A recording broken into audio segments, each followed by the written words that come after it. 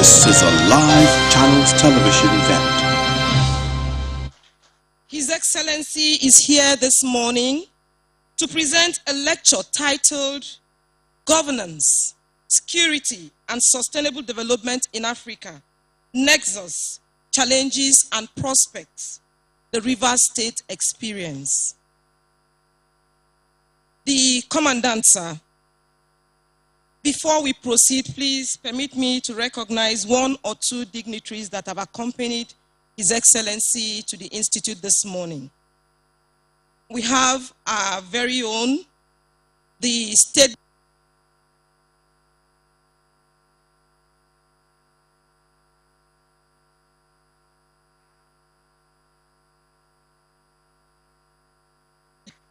also with His Excellency is Mr. Eric Osage, the publisher, The Sun newspaper.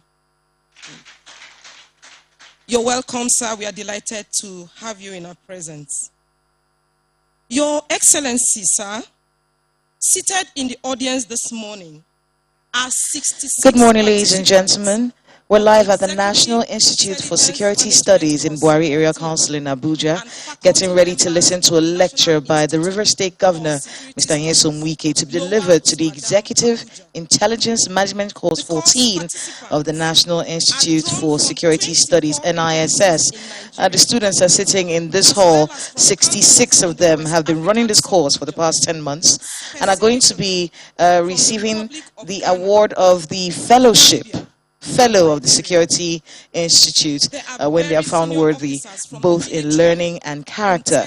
Well, the lecture that's going to be presented by the River State Governor, Governor Nyesom Wike, is on governance, security, and sustainable development in Africa, nexus, challenges, and prospects, the River State experience.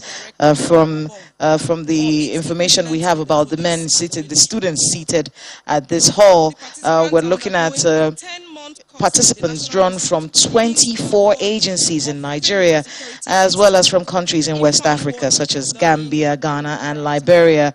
The course participants are officers from the military, intelligence, security, paramilitary, law enforcement, regulatory, and other federal government strategic agencies. They are deputy director and above, or is equivalent in the armed forces. And they've been running this course for 10 months and are about to receive this lecture from the River State Governor. From the course team. Sir, the purpose of the course is to impact on the participants' leadership skills, broaden their vision and perspective on issues of security and governance, prepare them for management of the ever-dynamic and complex security challenges in their respective countries, as well as foster interagency synergy and international cooperation.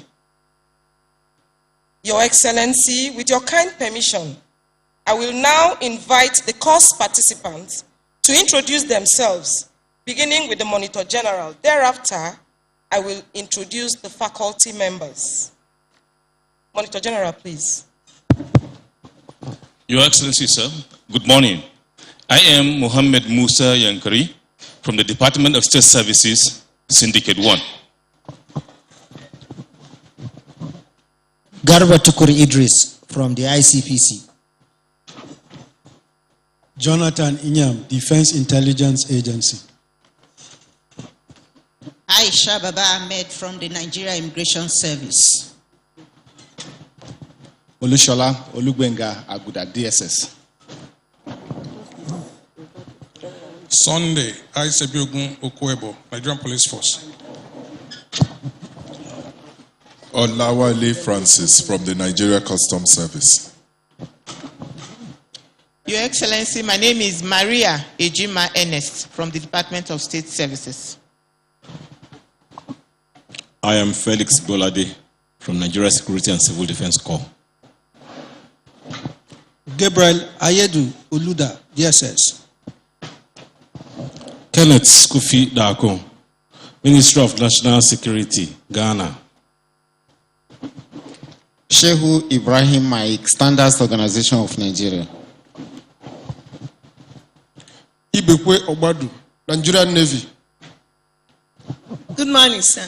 My name is Helen Ngozi Chukwuemeka from Nigeria Correctional Service. Said Lasisi, Petroleum Equalization Fund, Syndicate 2. Sagiru Samaila, DSS. Abdusalam Ahmed Ibrahim from Department of State Services. Stephen Adewale from NEMA. Oyedeji Samuel Sunday from Federal Road Safety Corps. Amadi Joy Nderenchi, Aviation Security Fan. Chinedu Eze, Ministry of Foreign Affairs. I am Rosalind Izwagbe from the Department of State Services. Akinino Akinade, Nigeria Immigration Service. Abdullah Mohammed, Defense Intelligence Agent. Adedapo Amao, DSS. I am Abubakar Husseini, Department of State Services. I am Muhammad Sani Saleh, Nigeria Customs Service. Abayomi Shogunle, Nigerian Police Force. Your Excellency, I'm Ibrahim Sarki Abdullahi from DSS. Fulton Choir from Liberia. Good morning, Your Excellency. My name is Aminu Sandora from Pere Airport Authority of Nigeria Fund. Good morning, Your Excellency. My name is Nadia Soso Mohammed from the DSS, Syndicate 3. Lawal Abdulmumin, Nigeria Immigration Service. Olusegun Oyinwola, DSS. Ibrahima N.A. Kamara, State Intelligence Service, the Gambia. My name is Isaac Chikere. I'm from the DSS.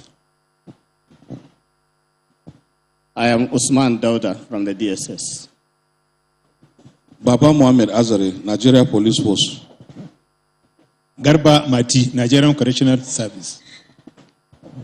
Godwin Gidadu, Petroleum Equalization Fund. Adejo Henry, DSS. Abdrazak Uday from the Nigerian Army. Morning, Your Excellency. Johnson Ojo Bane, EFCC. Adam Idris Zakari, Nigeria Security and Civil Defense Corps. Laura Kabir Katuna, Central Bank of Nigeria, Syndicate 4. My name is Amy Lomo Fowowe Okumboye, Office of the Secretary to the Government of the Federation. Your Excellency, sir. My name is Kalam Mohamed Tahir, Nigeria Immigration Service. Funka Deborah Biba, Nigerian Post Authority. Obasimere Okreke, the Nigerian Police Force. Haruna Koko, Department of State Services. Ibrahim Balde, the Gambia Armed Forces. Andrew Lonkam, Federal Road Safety Corps. Yusuf Lawal, Joint Admissions and Matriculation Board, JAM. Victor Ake, DSS. Francis Usani, EFCC. Adedoyin Oluwatosin Adetuberu, Department of State Services. Ogunlola Adenike Messi from Pharmacists Council of Nigeria. Abdulgani Suleiman, DSS. I am Bata Yaga Ndirpaya, Federal Minister of Industry, Trade and Investment. Tajdin Olumomi Adeogun of the DSS. Badejo Adebowale from the Federal Airport Authority of Nigeria Fund. The last person. Thank you very much, course participants. Please put your hands together for yourselves. Your Excellency, sir, please permit me before we continue a very quick correction. We are very sorry for this. The distinguished personality in His Excellency's entourage, Mr. Eric Osage, is actually the publisher this Nigerian newspaper. He was the former MD, editor-in-chief of the Sun newspaper. He is no longer there. We are sorry about that, sir. Thank you very much. Your Excellency, sir, leading the faculty this morning is the Commandant of the National Institute for Security Studies, Alhaji A.S. Adeleke, FSI Daga, MNI. Other members of the faculty are Mr. D.E. Egbeji, FSI Daga, FDC, the Deputy Commandant and Director of Studies. We also have Mr. Thomas Alege, FSI, the Director, Technical Services. Also here is the Director, Administration, Mrs. Ngozi Onyemuchara, FSI. Now we go to the syndicate and faculty members. We have in Syndicate 1, we have Professor Saleh Dauda, Study Group Coordinator. We also have Commodore Michael F. Daniel, retired, Study Group Coordinator. We have Professor Abubakar Abba, Study Group Coordinator. Emeka Ugu, Research Fellow. And Veronica Joshua, Research Fellow. In Syndicate 2, we have Mrs. Angela Oleseni, FSI Daga. She's the Syndicate Supervisor. We have Professor Oshita, Study Group Coordinator. Professor Felicia Olaseinde Williams, Study Group Coordinator. Ambassador Dr. A.B. Magashi, FWC, Directing Staff. In Syndicate 3, Mr. E.E. Esemonu, FSI, is the Syndicate Supervisor. We also have Professor Obini Ekpe, Study Group Coordinator. Dr. J.C. Duru, Directing Staff. Mr. Godwin Ometu, FSI, Directing Staff. In Syndicate 4, we have Mr. Julius Ode, FSI, Syndicate Supervisor. Professor Amadou Sise, Study Group Coordinator.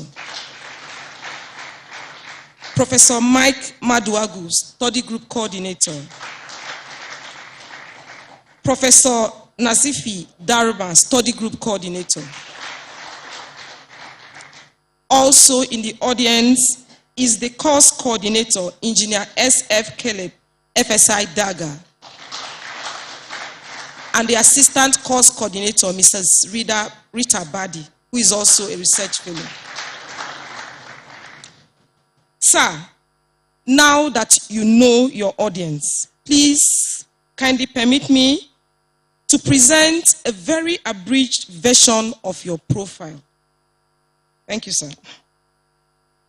Brief profile of His Excellency, Chief Barrister Nyesom Ezenwo Wike, CON, GSSRS, POS, Governor of Rivers State.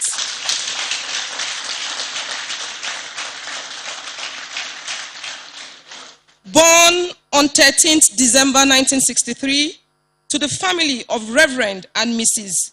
Lemanya Wike of Rumekerikom Community, Obiakpo Local Government Area of Rivers State. His Excellency, Chief Barrister Nyesom Ezenwo Wike, the Tok Nadu Governor of Rivers State, is a lawyer and a member of the body of benchers. He is an outstanding administrator, an ebullient politician, and a family man. Governor Wike holds a first degree in law as well as a master's degree in political science and administrative studies. He was called to the Nigerian bar in 1997. After a brief stint in the private legal practice, His Excellency yielded to calls to public service in 1999. He contested and was elected two-term chairman of Obiakwa local government area of Rivers State. While in office as the chairman of Obiakwa Local Government Council, Governor Wike also served as deputy president, Association of Local Government of Nigeria, ALGON, in 2004, and was later elected the president of ALGON. He also represented Africa as a member of the executive committee of the Commonwealth Local Government Forum globally. As council chairman, His Excellency embarked on iconic projects that redefined local government council administration in Rivers State, especially in the areas of healthcare delivery, water provision, road construction, education, and the building of markets. His outstanding performance earned him the award of Best Performing Local Government Council Chairman in Rivers State throughout his 8 years tenure. As ALGON National President, Chief Wike played a pioneering role in national security and primary health care, leading and advocating for all local government councils across the country to commit to visibly impactful grassroots physical and human capital development. Please give him a round of applause. Between October 26, 2007 and May 28, 2011, Governor Nyesom Wike served as the Chief of Staff, Rivers State Government House, where he brought his wide experience to bear and added a lot of value to the effective administration of the government house and Rivers State. Till date, Governor Wike remains the most influential and possibly impactful Chief of Staff ever of the Rivers State Government House. On 14th July 2011, Chief Wike was appointed Honorable Minister of State for Education, where he again distinguished himself as an astute and passionate administrator. Following a cabinet reshuffle on September 12, 2013, Governor Wike became the Supervising Minister of Education. During his tenure as minister, Governor Wike carried out meaningful reforms, religiously implemented the federal government policies on education, and succeeded in expanding access to quality basic education to millions of children across the country, including the Almajiri Education and Safe School Project programs, which provided access to education for vulnerable children in Nigeria. His Excellency has also spearheaded other impactful programs, including the special schools for girls, construction and total overhaul of micro-laboratories in Federal College of Education, free textbook distribution, equipping of workshops of federal science and technical colleges, the establishment of 4 new federal polytechnics, among several other accomplishments. In 2015, His Excellency Chief Barrister Wike was elected Governor of Rivers State, and in 2019, he got re-elected for a second and final term.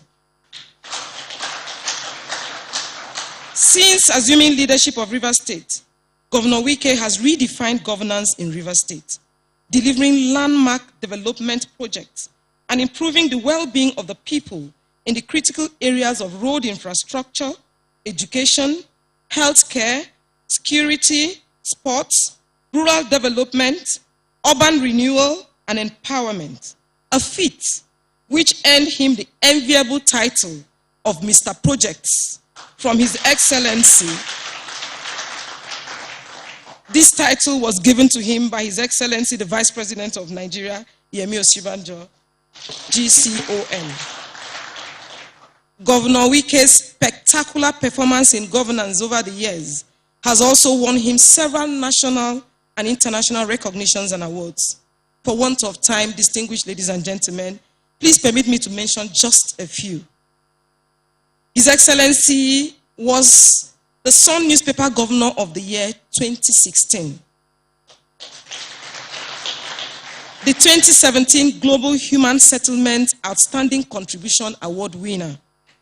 This is an award that was supported by the United Nations. Leadership Governor of the Year 2018, Hallman of the Year 2020, Hallmarkman, sorry. Silverbird Extraordinary Personality of the Year 2020,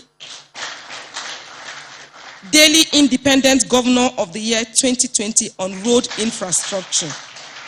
Like I said, these are just a few out of over 40 national and international awards. Please give him another round of applause. Governor Nyesom Wike also holds several traditional chieftaincy titles. They are too numerous to mention here. He is a devout Christian, he is highly disciplined and principled. He is bold and courageous. His Excellency is happily married to Honorable Justice Mrs. Eberechi Suzette Nyesom Wike, a High Court judge with the Rivers State Judiciary. He is blessed with 3 very lovely children. The Commandant, sir, eminent members of faculty, distinguished course participants. Please join me with a round of applause as I most respectfully invite the Tok Nadu Governor of Rivers State for his lecture.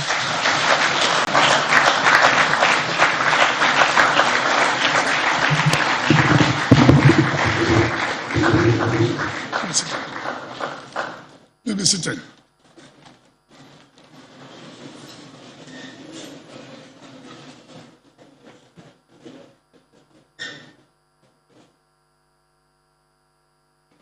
The Commandant,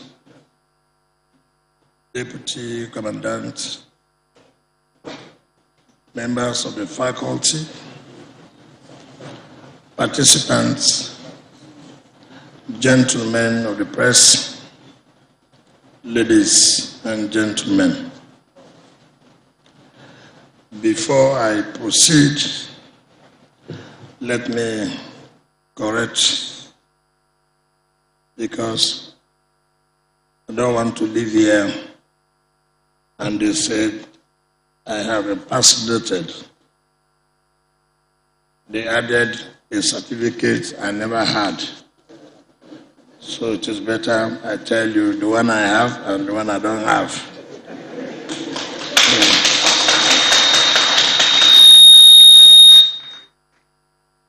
I have never gone to read for master's, so I cannot have master's degree. But I have a first degree in political science and a first degree in law. So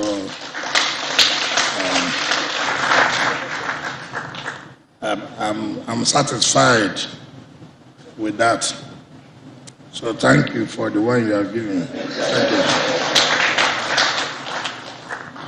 Let me also apologize that I came in late. This lecture was supposed to hold yesterday, but because of the visit of Mr. Vice President, and then I left, it was late. So I tried to see whether I can meet up early this morning. You know, I've never slept in Abuja. So I would have come yesterday to sleep again this morning. But you see, you can't learn left hand at old age.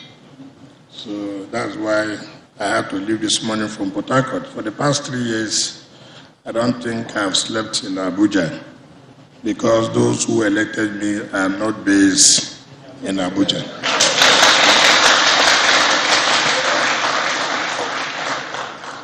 Let me honestly thank the Commandant of the Institute for inviting me to come and participate in sharing ideas, because today too I'm a participant, even though you say I should lead the participants. So I want to thank you. It is an honor. This is my second time in this institute. And luckily, I'm going to share ideas with members of Course 14, who, of course, the participants come from within Nigeria and West African region. I was asked to share ideas or speak on the topic governance, security, and sustainable development in Africa.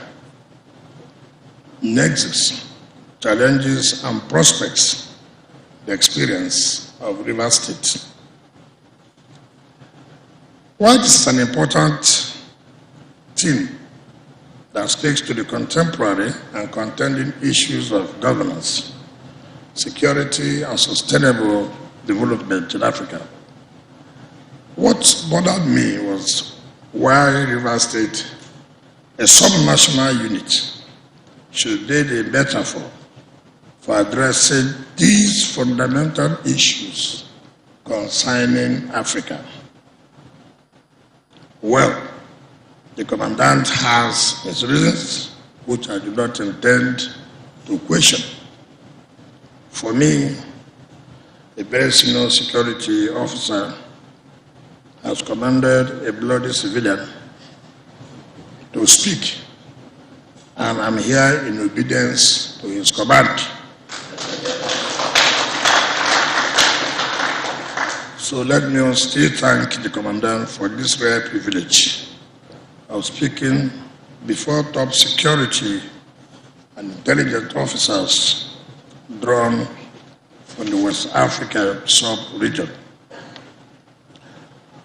Let me introduce, by way of introduction, with over 1.3 billion people, Africa is the second most populous continent in the world, with youths constituting over half of this population.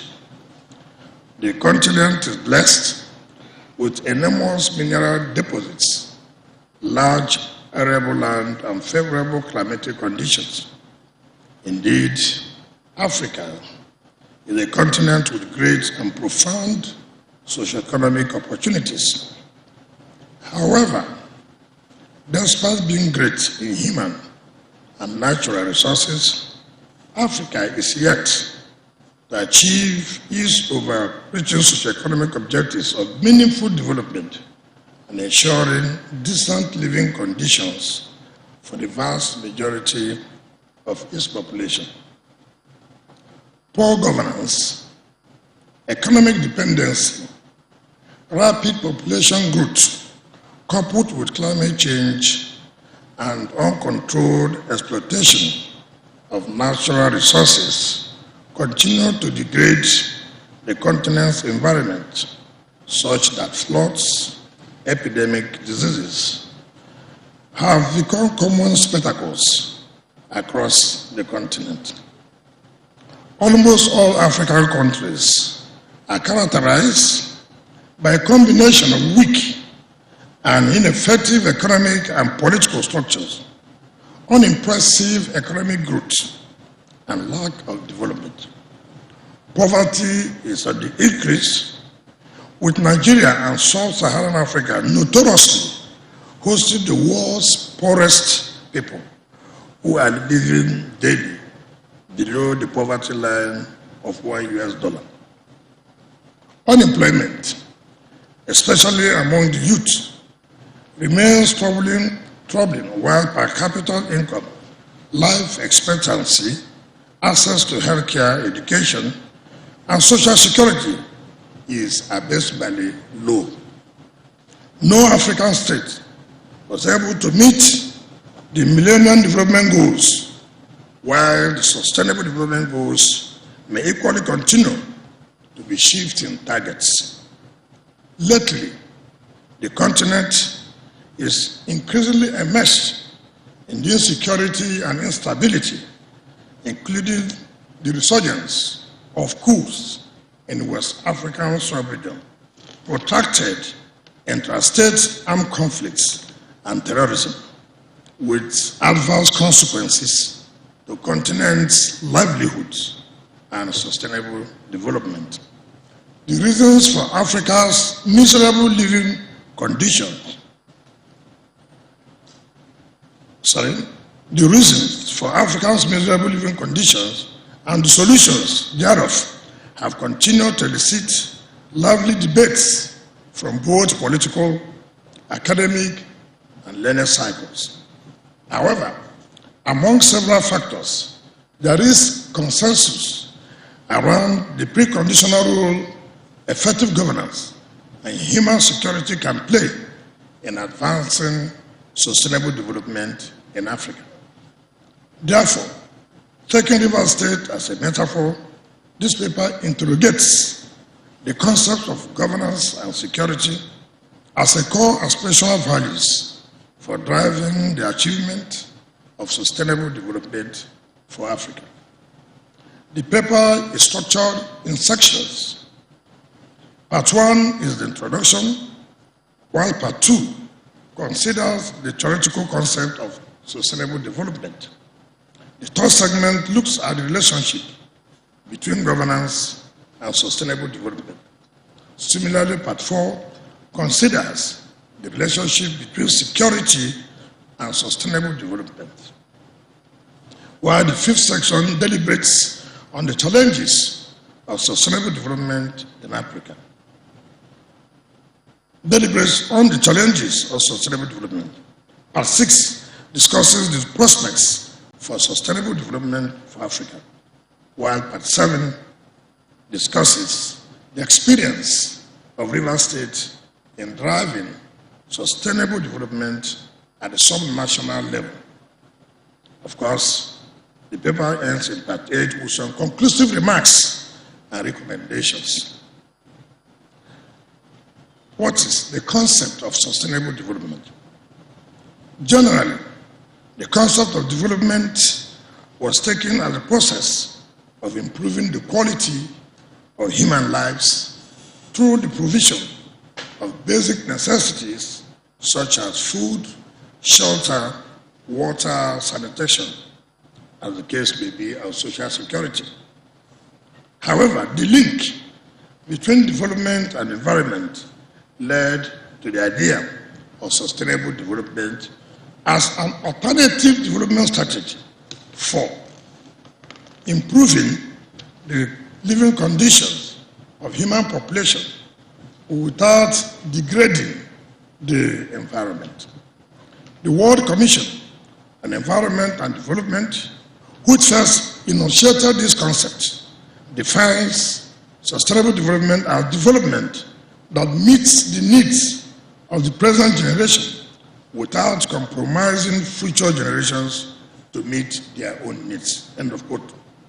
In Africa, the African Union adopted the Agenda 2063, the Africa we want, which there, with the United Nations 2030 Agenda for Sustainable Development, brought of sustainable development with varying degrees of success and achievements. However, across Africa, the development path had largely been more of disappointments and shifting targets, as the majority of the continent's population is still unable to enjoy sustainable access to improved and equitable economic, social, cultural, and political conditions. Governance and sustainable development. The concept of governance is inclined to different but related definitions.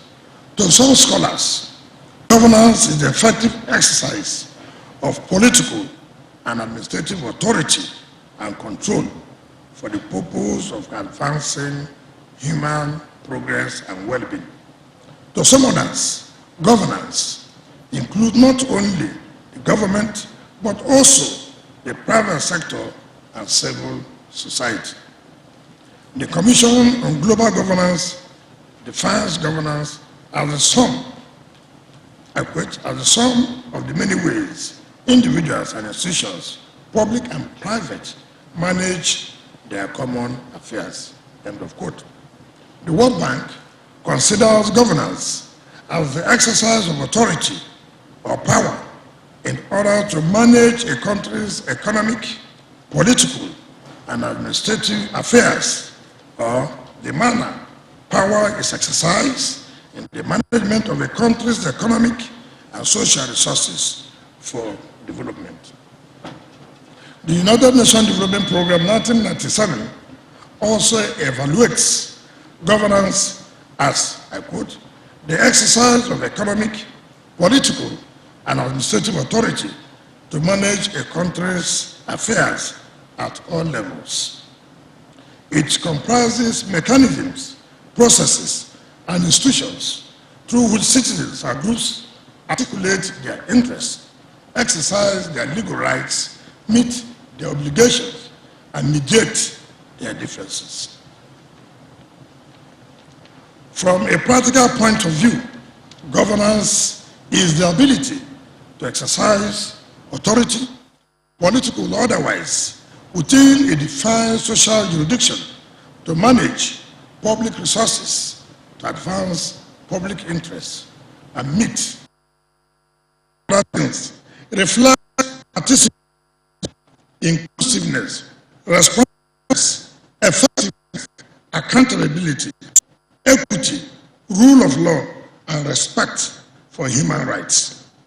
Since sustainable development is about improving the material well-being of all citizens without compromising the material interests of future generations, it constitutes fundamental goals and aspirations, the realization of which is practically dependent on the effectiveness and commitment of the institutional and structural frameworks of good governance and social partnership. Furthermore, governance relates to the process of interaction, decision-making, resource mobilization, and the implementation of policies to achieve social and economic goals, and therefore in control of the entire process of driving sustainable development, including harnessing and investing available resources to sustainably achieve economic growth and deliver basic physical and social infrastructure, including healthcare, education, and jobs to advance the well-being of citizens in an equitable, fair, inclusive, and just manner.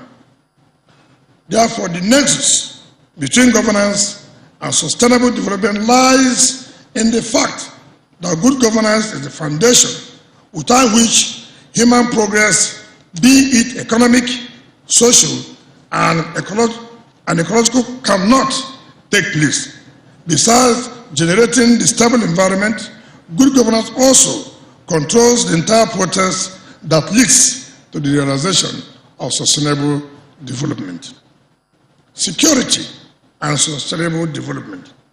Security is generally understood as freedom from danger or threats to an individual, society, or a country.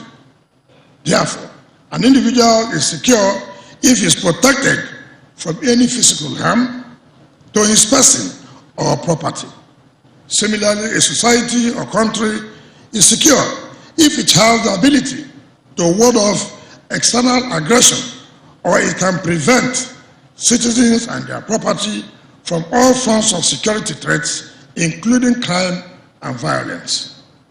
Naturally, the state or government bears both legal and moral responsibility to guarantee and ensure the right of people to a secure existence is guaranteed and enjoyed by the citizens to the fullest.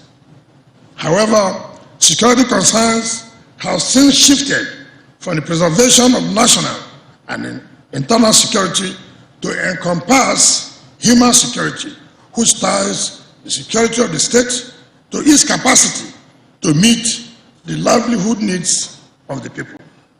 Decades ago, the UNDP had correctly observed that, I quote, the concept of security has far too long been interpreted narrowly as security of territory from external aggression.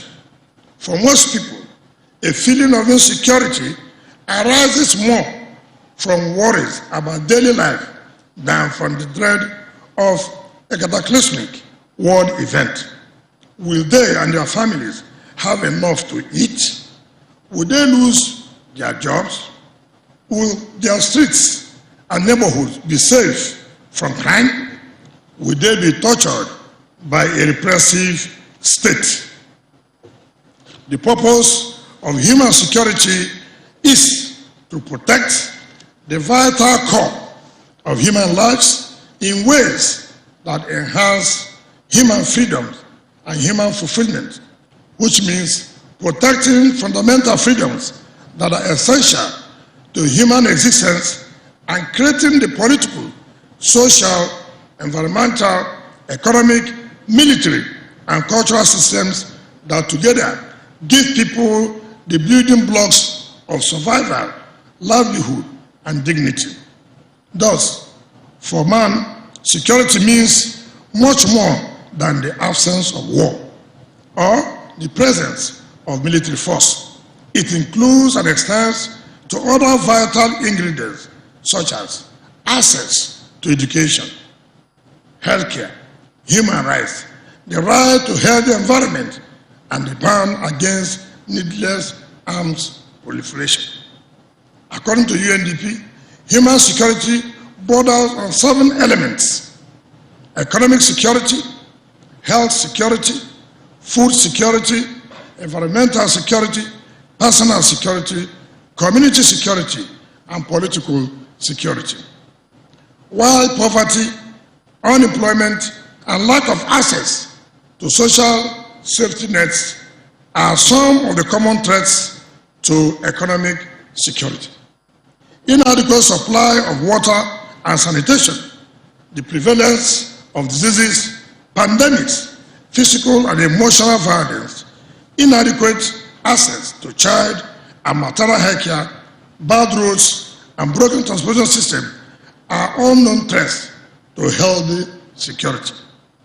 Also, lack of adequate or high cost of food, insufficient nutrition, and failed agricultural policies are considered as potential threats to food security, while lack of protection against war or threats of war, violence, crime, banditry, kidnapping, terrorism, rape, drugs, child and gender abuses constitute threats to personal security.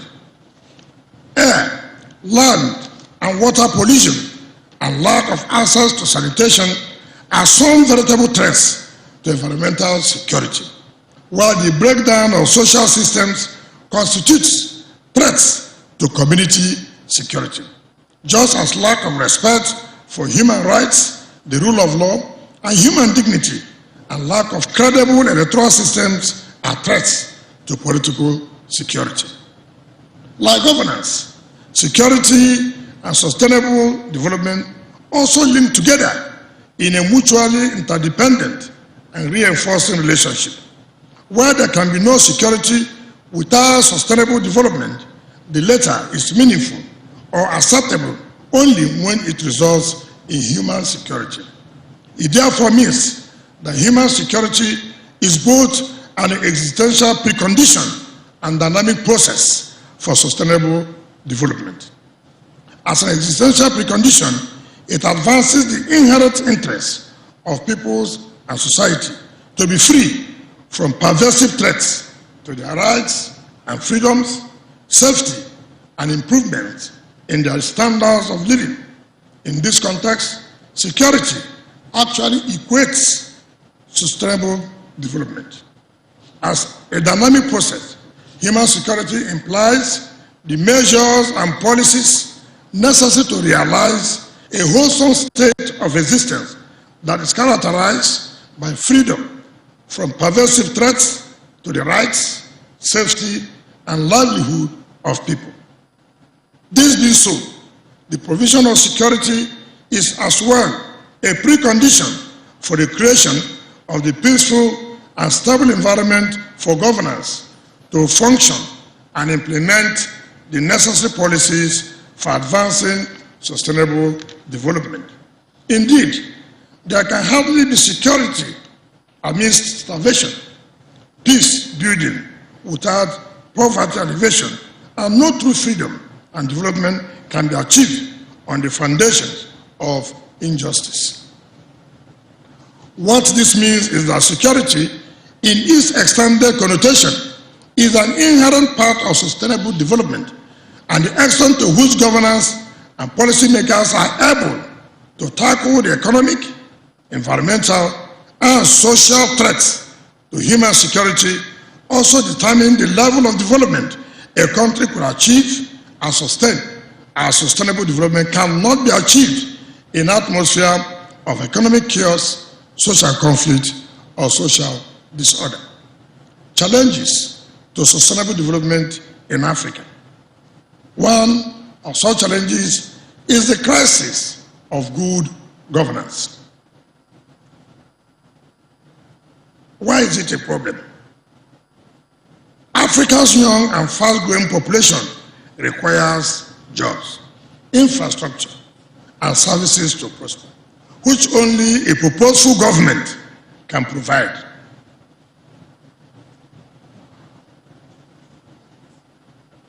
We all know that security, stability, and progress demand responsive governance. This is key. One of the challenges of sustainable development in Africa is the crisis of good governance. Crisis of good governance. Because you require a purposeful government to provide jobs, a responsive government to provide infrastructure that will make the people to prosper. And so, if you don't have good governance, you will be lacking in all this.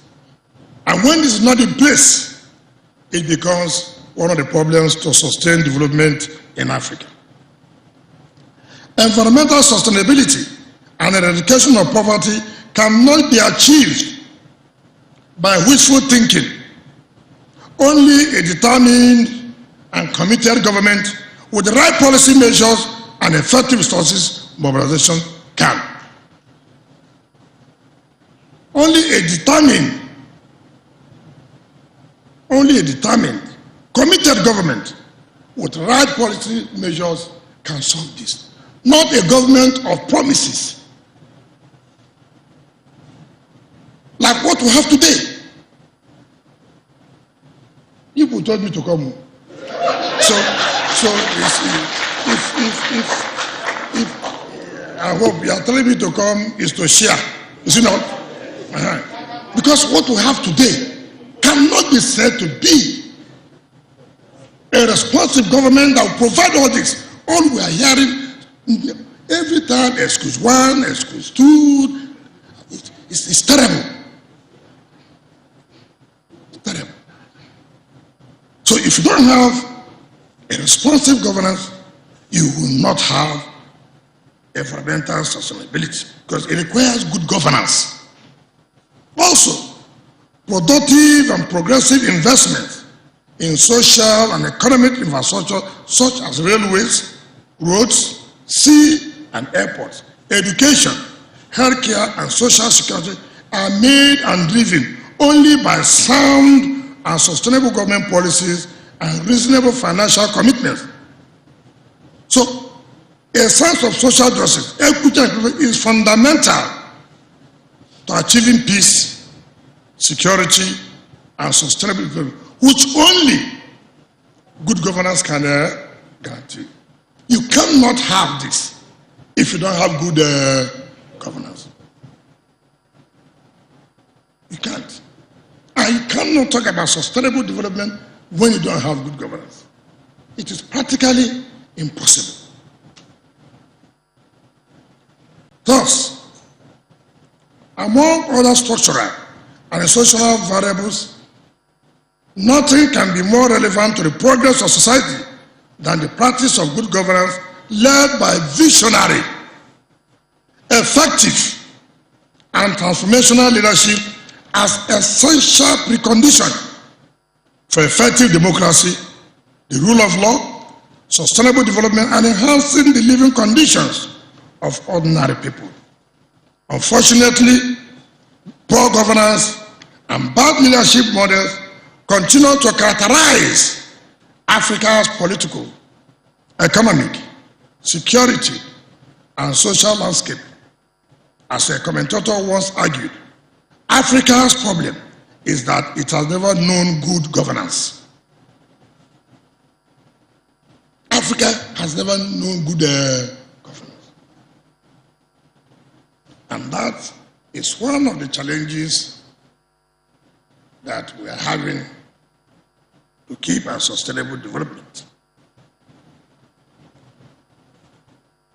While this may be an extreme view, the fact is that most African countries are less than impressive in the implementation of the sustainable development goals, and lack of good governance remains the primary reason for the crisis of development across the continent. African states cannot continue to rely on over-centralized and personalized forms of government, lacking in true democracy, responsiveness, accountability, the rule of law, and judicial independence. Equity, social justice, and inclusivity. If you don't have this, you don't need to expect to achieve sustainable development. Because these are the ingredients that enable you to achieve sustainable development. I'm sorry, people forget when people say, look, zoning is unconstitutional. But you know what's called equity. Equity. In order to bring peace, in order to let everybody be part of it. But the moment you begin to think that this is your own exclusivity, that nobody else, then it becomes a crisis for you to achieve sustainable development. Social justice. When you begin to see some people, to deny them certain things, that will lead to insecurity. And when there's insecurity, you cannot achieve sustainable development. Take for example,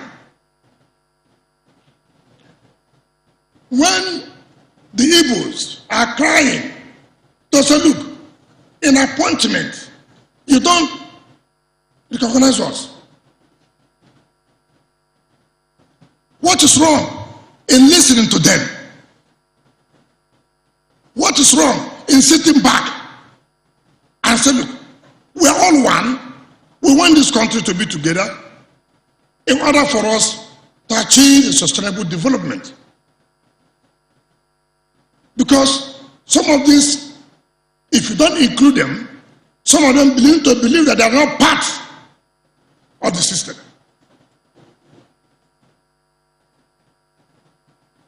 Now, take for example, with all due respect, when Mr. President said 90-something% of whatever will go to only those who voted for him. That alone will create crisis. That is not part of good governance. I mean, I don't expect a president of a country to say, I will only remember those who voted for him. That is not democracy. That is not democracy.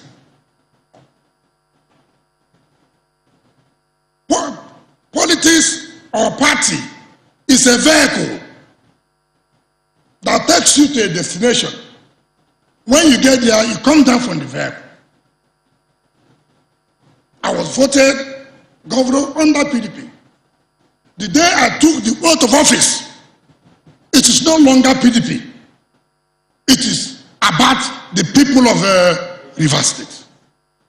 It is no longer that local government. local government that did not give me 25%. No. No. It is no longer that. It is about every local government, all the 23 local governments that make up Rivers State. But today, in this country, most states or most ethnic groups have been denied the opportunity to be part of the system. That cannot be good governance. And without this, you cannot have sustainable development in Nigeria vis-a-vis Africa. In Nigeria, for instance,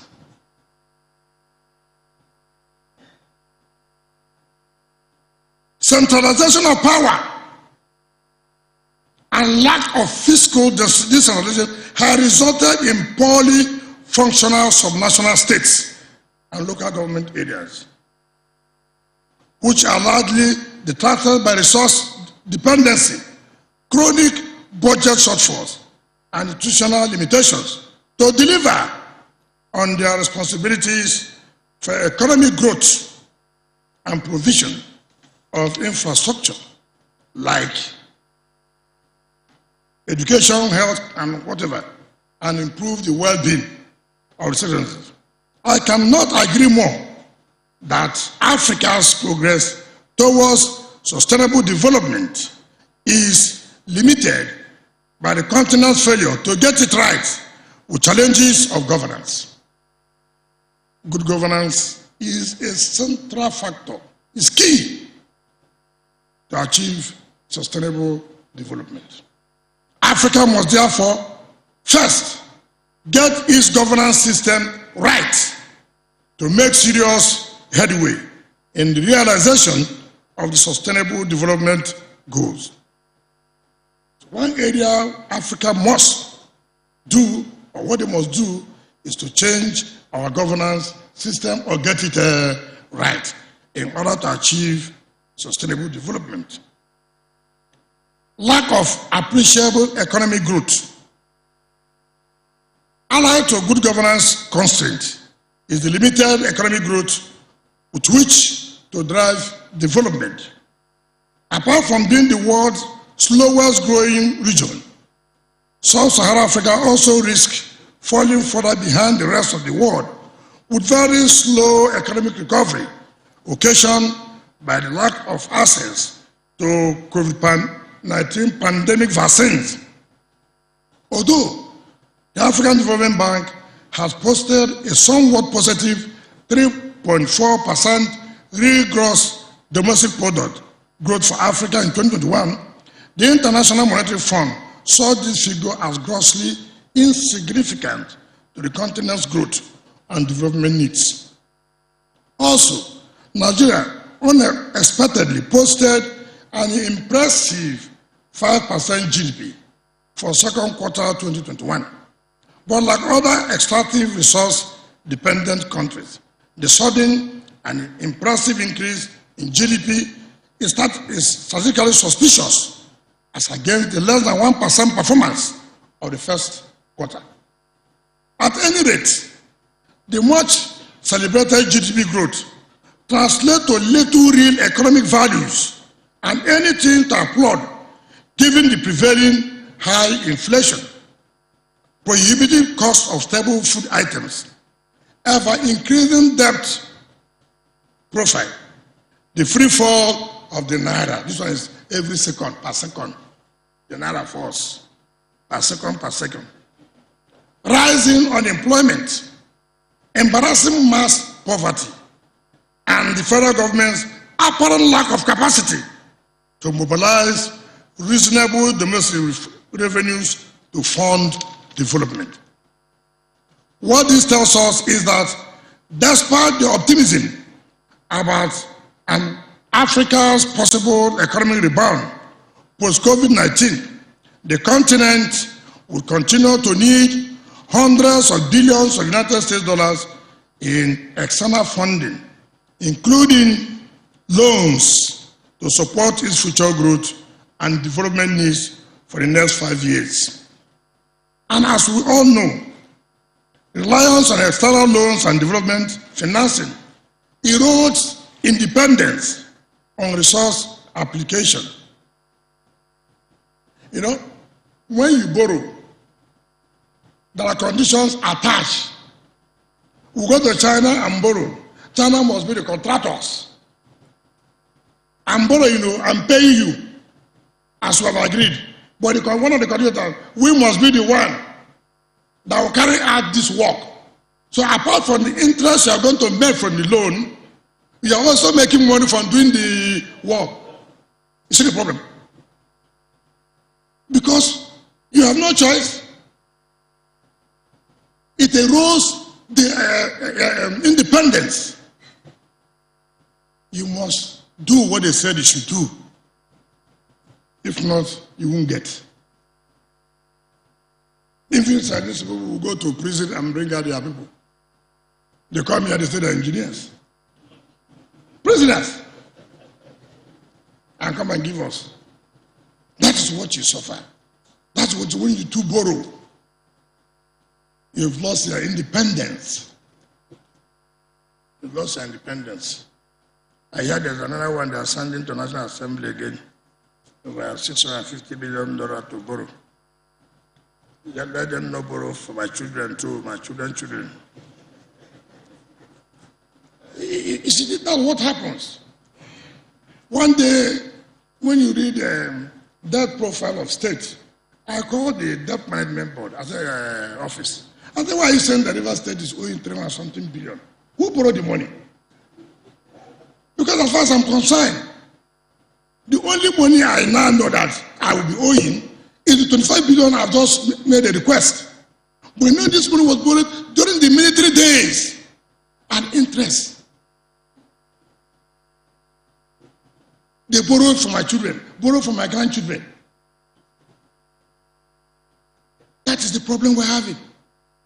So this borrowing now, the government is doing, in the next 20 years,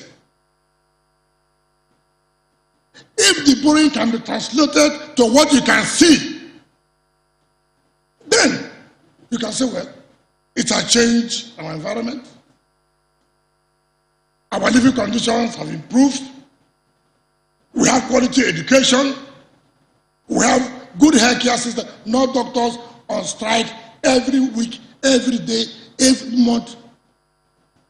So what's that about borrowing? When you cannot take care of the healthcare system, when you cannot take care of education, ASU is on strike tomorrow, non-academic staff on strike the next month. So this borrowing should be translated to something we are seeing. I told the commandant as I came,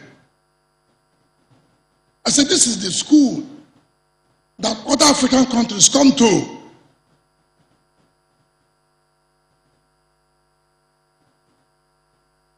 Institute of Security Studies should be a world class. Should be a world class. I don't want to say what he told me before they will sack him. What do you want me to say? Looking for assistance. Meanwhile, the federal government is borrowing, you know. They are looking for assistance from other states. I said, what kind of country is this? Haba. Look at our school. Look at our school. Institute of Strategic Security Studies. That should be a world class.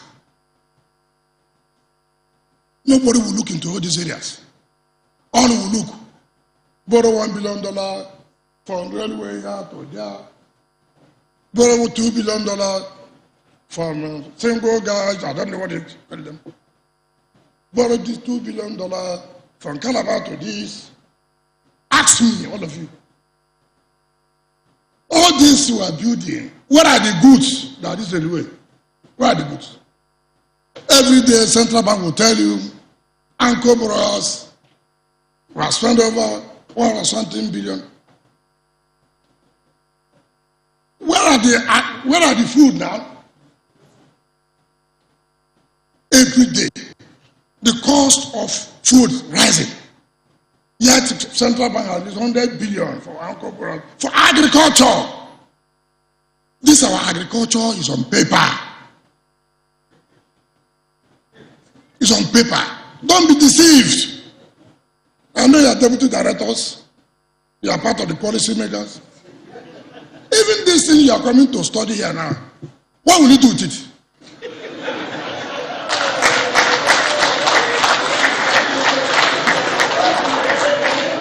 Because you see, I said this country is a country that would like to dramatize. At the end of the day, this costs 14. You will stay and write a report. Is it not true? You write a report. They will carry it. For them, they have done their own work. We have sent you to go and study. That's part of budget. They will liquidate the other one. What is the essence of sending you here when they will not use what you have come out with? I've never seen a country like Nigeria that does not like research. You are spending how many months? How many months are you going to be here? 10 months away from your homes. And you crack your brain? After cracking your brain, nothing comes out of it. It is only in a country like this that you can see this. May God help us. I didn't hear you say amen very well. When you shout a loud amen, God will come down to help us. Because this country now is only God. If it's this one, we are faith. It doesn't matter wherever you belong to. If you belong here, you know you are faith. There's nothing you can try to convince anybody. Yes, when I will come to issue, I will tell you the role most of you have played to kill democracy in this country, to kill the rule of law. We will come to that. Riverside as a case. Experience, you know. I said, you know what it's time to come and talk? All these ones are general. It is the experience that you want, is it not? We are coming there.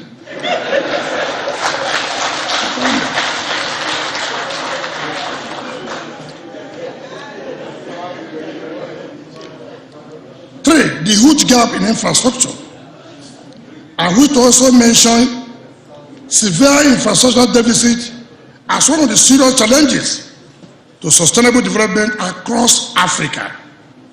It is undeniable that improved infrastructure would facilitate increased national, regional, and international trade, reduce the cost of doing business, and enhance Africa's competitiveness in the global economy, which in return would enhance the continent's economic transformation through industrialization, increased economic growth, employment generation, and sustainable development.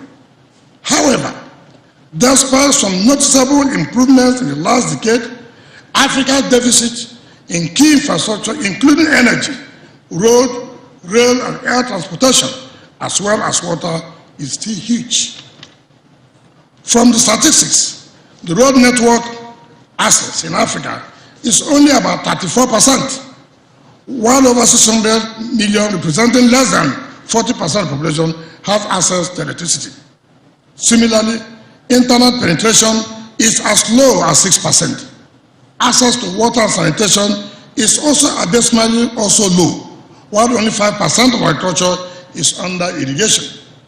Indeed, a recent World Bank study found that sub-Saharan Africa suffers 2 percentage points reduction in national economic growth and cuts in business profitability by as much as 40% due to inadequate infrastructure.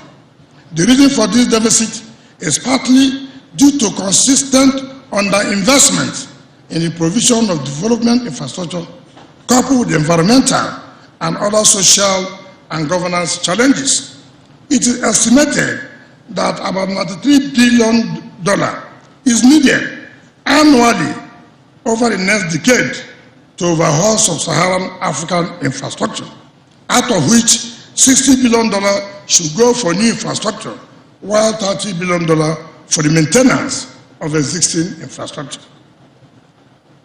The challenge of insecurity. Every citizen has the right to a secure existence through the protection of lives and property, and all states have a constitutional or legal obligation to guarantee and protect the right to security. Physical insecurity, therefore, occurs when people easily vulnerable to bodily harm, loss of life, property, or livelihood as a result of the failure of the state to provide adequate security for its citizens. Several countries in Africa, including our own dear country, Nigeria, continues to experience severe security challenges from multiple and diverse sources. For years, terrorism, banditry, kidnapping, head-off farmers clashes, cross-border arms, human and drug trafficking, and the drastic effects of climate change, including deforestation, desertification, flooding, pollution, food shortages, and high population growth, have continued to fuel internecine conflicts and causing untold human sufferings, including despair, destitution, poverty within the sub-region.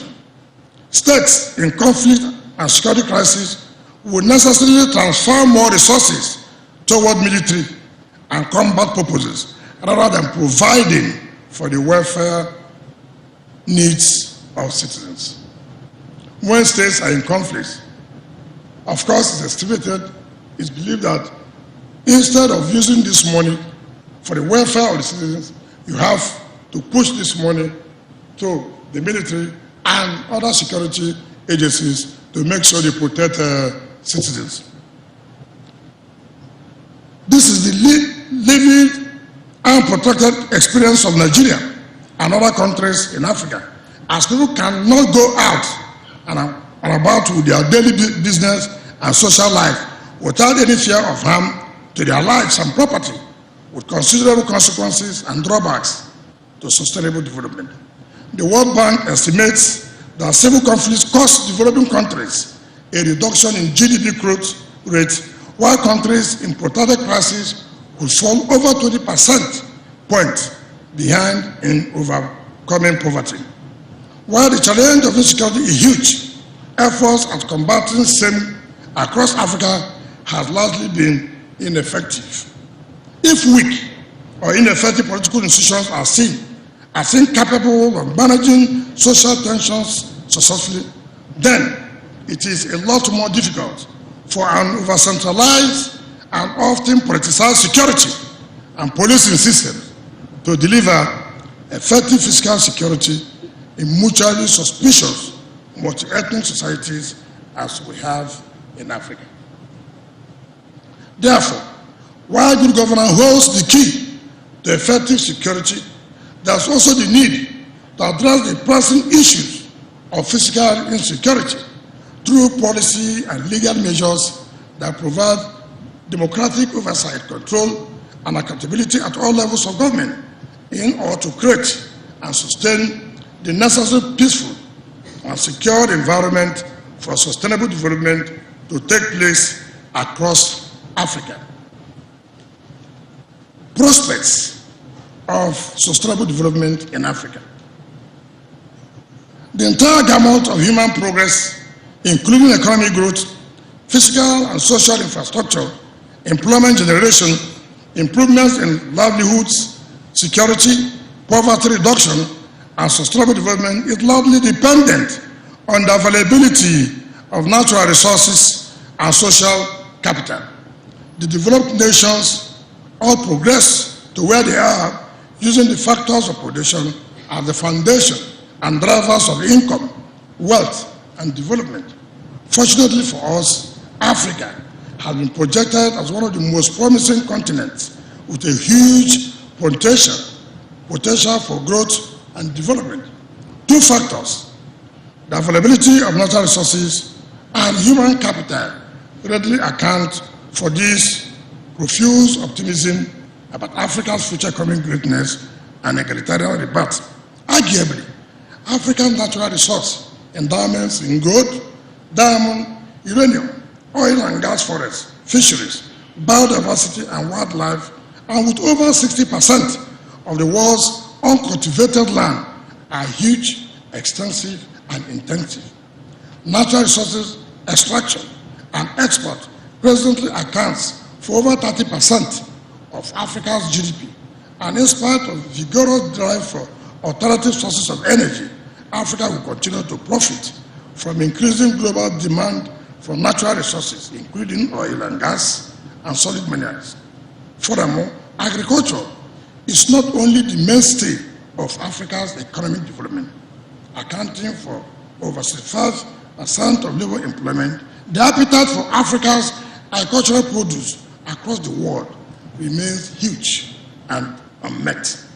Accordingly, investing in Africa's vast stretches of unused arable land alone is more than sufficient to stimulate economic growth and guarantee food security, not only for itself, but also for the rest of the world. Yes, we're aware of the challenges we're having, but that does not mean that everything is gone. No. With the kind of natural resources we have, with the kind of land we have, it's enough to even feed the whole of Africa and even the world. So if we're able to tap on this, then there is hope. Then there is hope.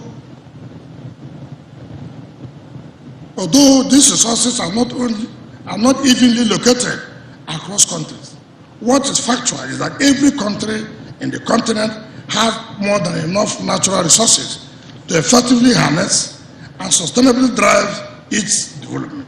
Take, for example, Nigeria. God has blessed Nigeria with all kinds of natural resources. It's our ability to tap. It's our ability. See what is happening in Zamfara. It's not our good. So, God has blessed us that these things exist. It's just for us to develop the capacity, have the right good governance, right policies, to be able to put institutions in place that are strong. You will see that we'll be able to achieve all this. Not institutions that being personalized, not the one that will compose of ethnic or religious groups. No. Those who have the capacity to man this institution, allow them to operate, give them the independence. You will see that this country will be one of the best as far as this world is concerned. The other positive factor for Africa's sustainable development lies in the human capital. Human capital. Africa's population is young, active, and growing faster than any other continent. And with over 15% of the world's population, Africa is a large trading market which the world cannot ignore. Our human capital. No continent in this can ignore Africa. It is not possible. The missing link is the capacity to transform Africa's growth potential to reality through appropriate macroeconomic policies that could lead to responsive and effective technologically driven and value-added investment in natural resources extraction, agriculture, and infrastructure. So this is all about sustainable development in Africa. So we'll go to the main topic. Governance, security, and sustainable development. The River State experience. So write it down. Write it down. This is the major thing we are talking. Leave Jura, Côte d'Ivoire, Guinea. Governance. So this is where you want to tap the experience, eh? Okay. The experiences are not too good. but it's good to hear it. As a sub-national government, the Rivers State government is under constitutional obligation to deliver public goods and advance the security and well-being of the people. As a government, we are under obligation to deliver public goods, advance the security and well-being of the people. Like I said, it is not to those who are in PDP. It is not to those who are in the other side. It is not to those who are neither of the sides. But it has to be everybody in Rivers State. It does not matter the religion you belong to. It does not matter if you don't have any religion. As far as you do business in Rivers State, as far as you live in Rivers State, as far as you come to Rivers State, our government has that obligation to provide security for the well-being of the people of the state. When we came in 2015, we inherited a state that was financially depleted and very close to bankruptcy. Because as at that time we came in, workers were owed salary, pensioners were not paid, contractors were not paid.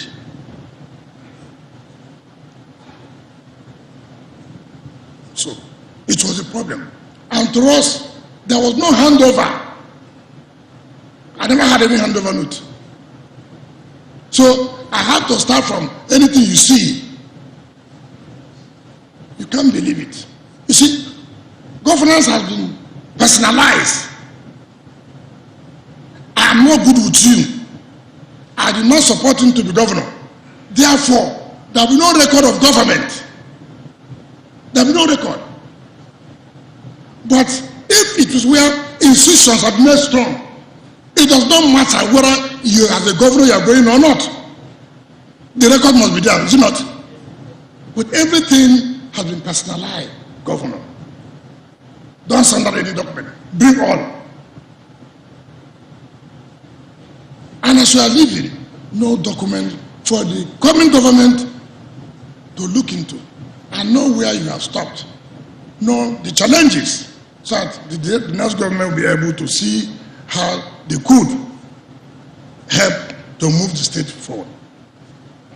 You know, Nigeria is one funny country. How a democratically elected governor in the history of Nigeria will take padlock and lock the courts for 2 years. 2 years. The courts were shut down in Rivers State. And you know the implication of the courts being shut down for 2 years. The last day that the courts were shut down, a woman that was pregnant was charged to the magistrate court. And the magistrate adjourned the matter to Monday for granting of bail. On that Monday, the courts have been shut down. The woman put to bed in the prison. You can imagine that child, when the mother will be telling that child, you were born in prison.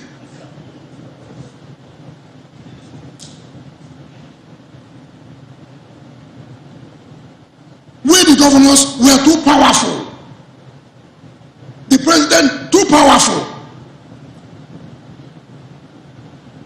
If the governors were not too powerful, how can a governor dare think, contemplate a whole arm of government, the judiciary, shut it for 2 years? Tell me what will be the fate of businessmen, those who have problems with their contracts. How do they go for determination of who is wrong or right? But you know the judiciary in the country couldn't say anything. Anything. If it were an advanced country,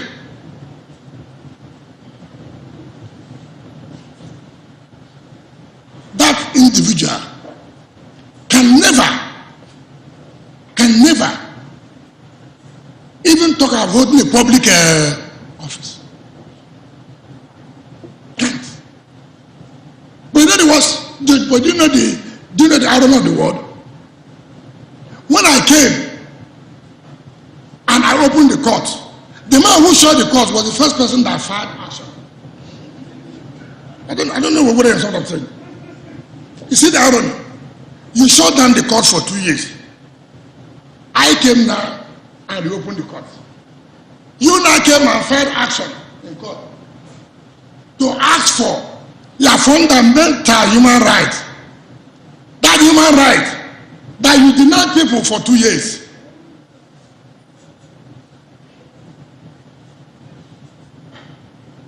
Are you hearing what I'm saying? Is it a good experience for you? You're not caught for 2 years, preventing somebody that was supposed to have bail to go and have a child in the prison. Now another government has come and opened the court. Then you have come to file action for a fundamental right. That is the irony. The legislative was shut down because NJCC, we have recommended Mr. O to be the chief judge.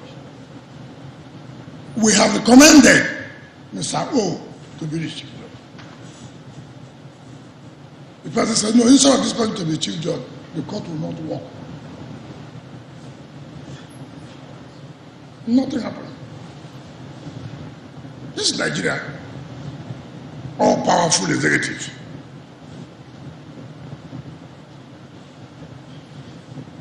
You know the worst of it? Security men were also sent to go and make sure nobody enters the court. I don't understand. I don't understand it. Security men will be told, make sure nobody goes, and you do that. It's because you're obeying what? Authority. It's not authority. So there's nothing called unlawful order. Every order is lawful. That is Nigeria for you. You won't do it, you will do it because you don't want to be transferred to go to a place where nothing is happening.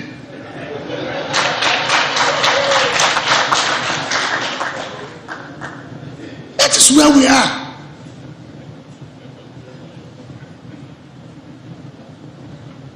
You know, I can't understand. You know, by your job, by your training, you can't remain in one particular place. But look, I tell people, nobody knows what will happen tomorrow. Why are you afraid? They will post you to where there's only one table. No problem. No problem. If it is the will of God, there's nothing you can do. But I know that that can never be the will of God. I have seen people, out of punishment, they come out stronger. I've seen so many people.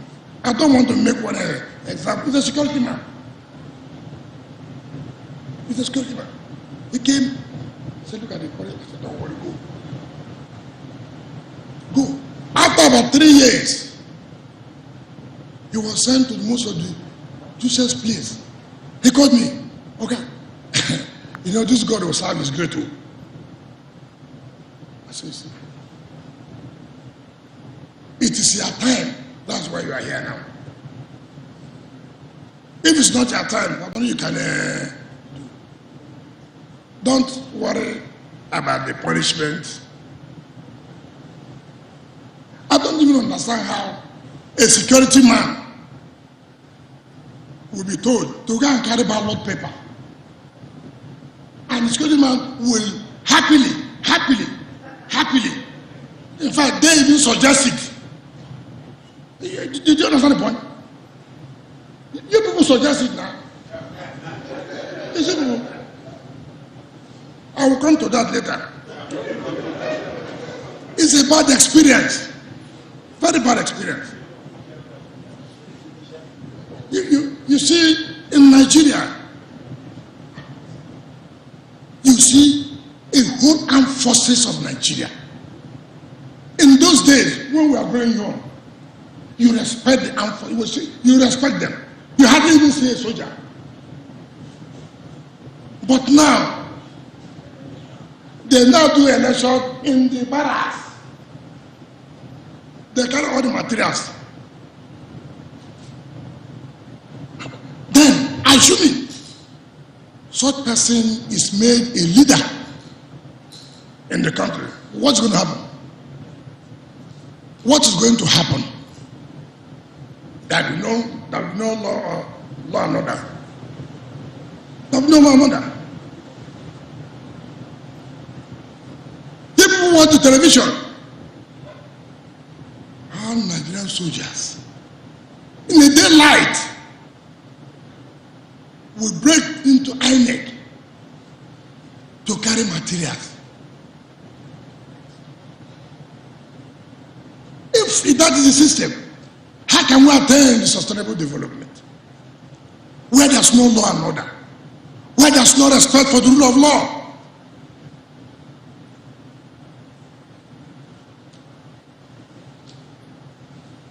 Today you go to court to seek for the release of a detainee in the SSS. They will not obey the court order. What a country. And then you want to achieve sustainable development in the lack of good governance. There cannot be good governance when there's no respect for the rule of law. Because obeying court orders, obeying court judgment is like fulfilling the rule of law. And when you don't obey, what is the implication? We'll come to that later.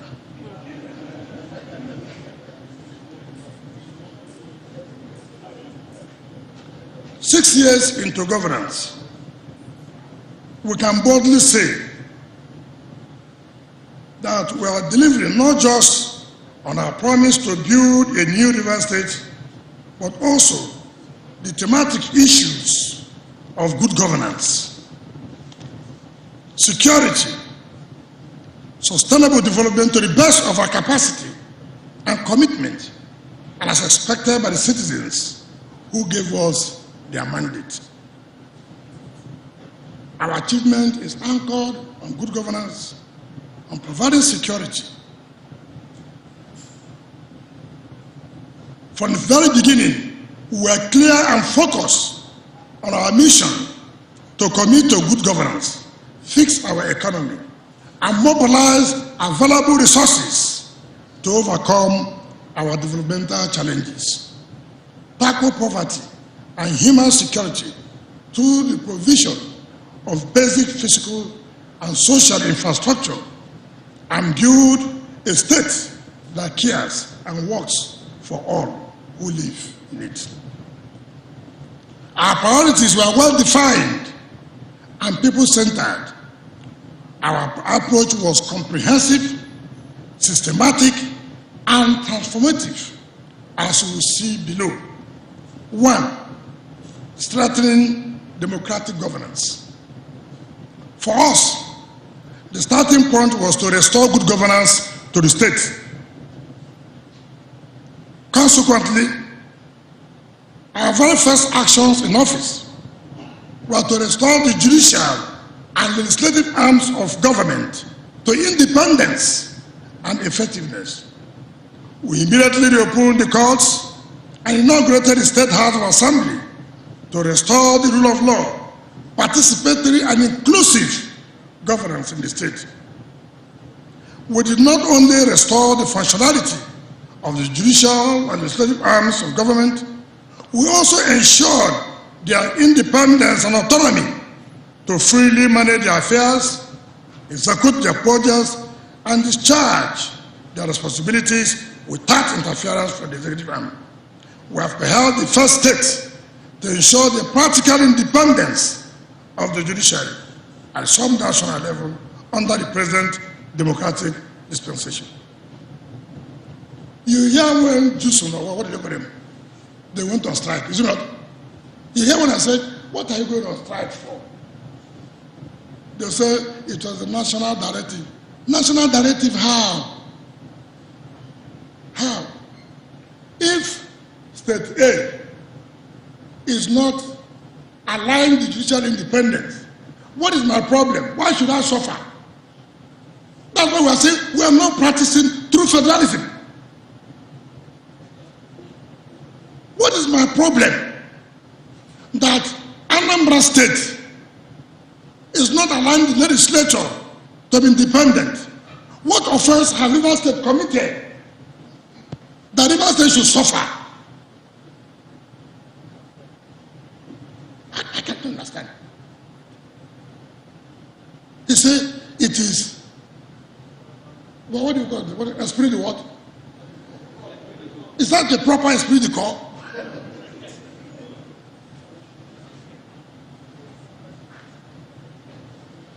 Benue State University, for example, are on strike.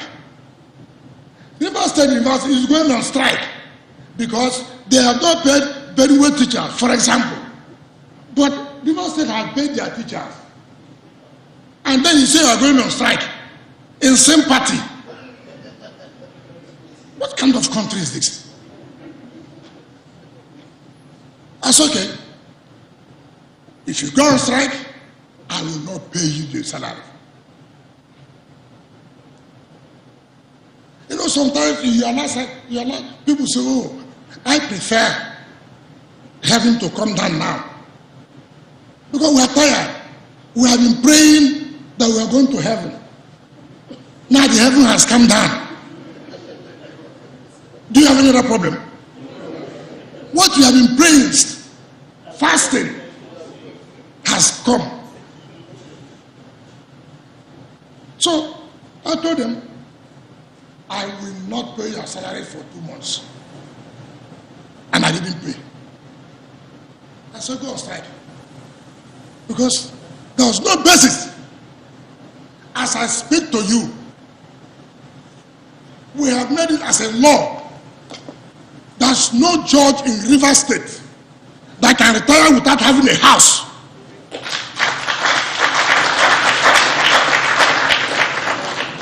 As I speak to you today, every judge in Rivers State today can boast of having their own houses. Every judge. And it is not a law. It is not something that this government can come, will not implement. No, it is not a law.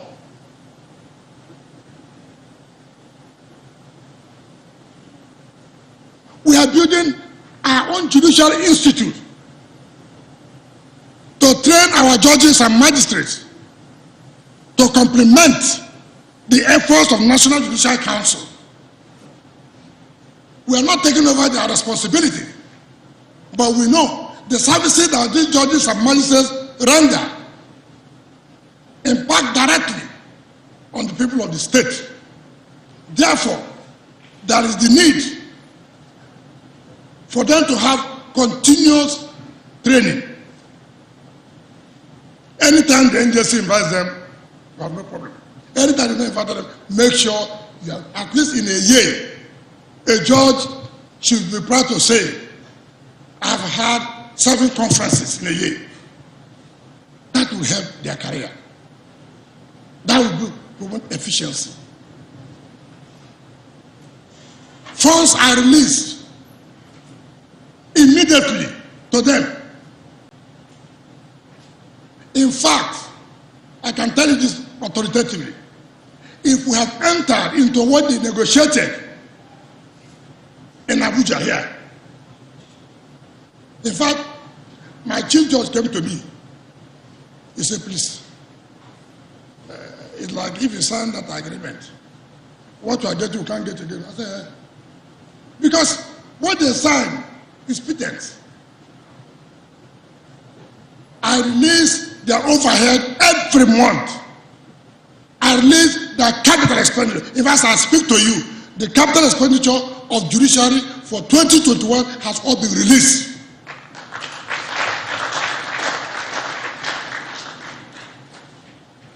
In fact, when my chief judge came, the only time I said, I've heard of you releasing your capital. He said, well, you have, but which says, okay, that will be supplementary budget.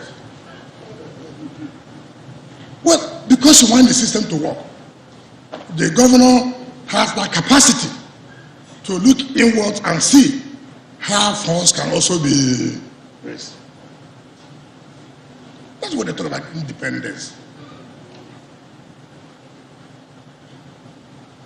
So by having this, you are creating good governance. The legislature has the monthly allocation. In fact, before I came this morning, I have signed the release to the Accountant General to make sure the month of October should be released before the 1st of October.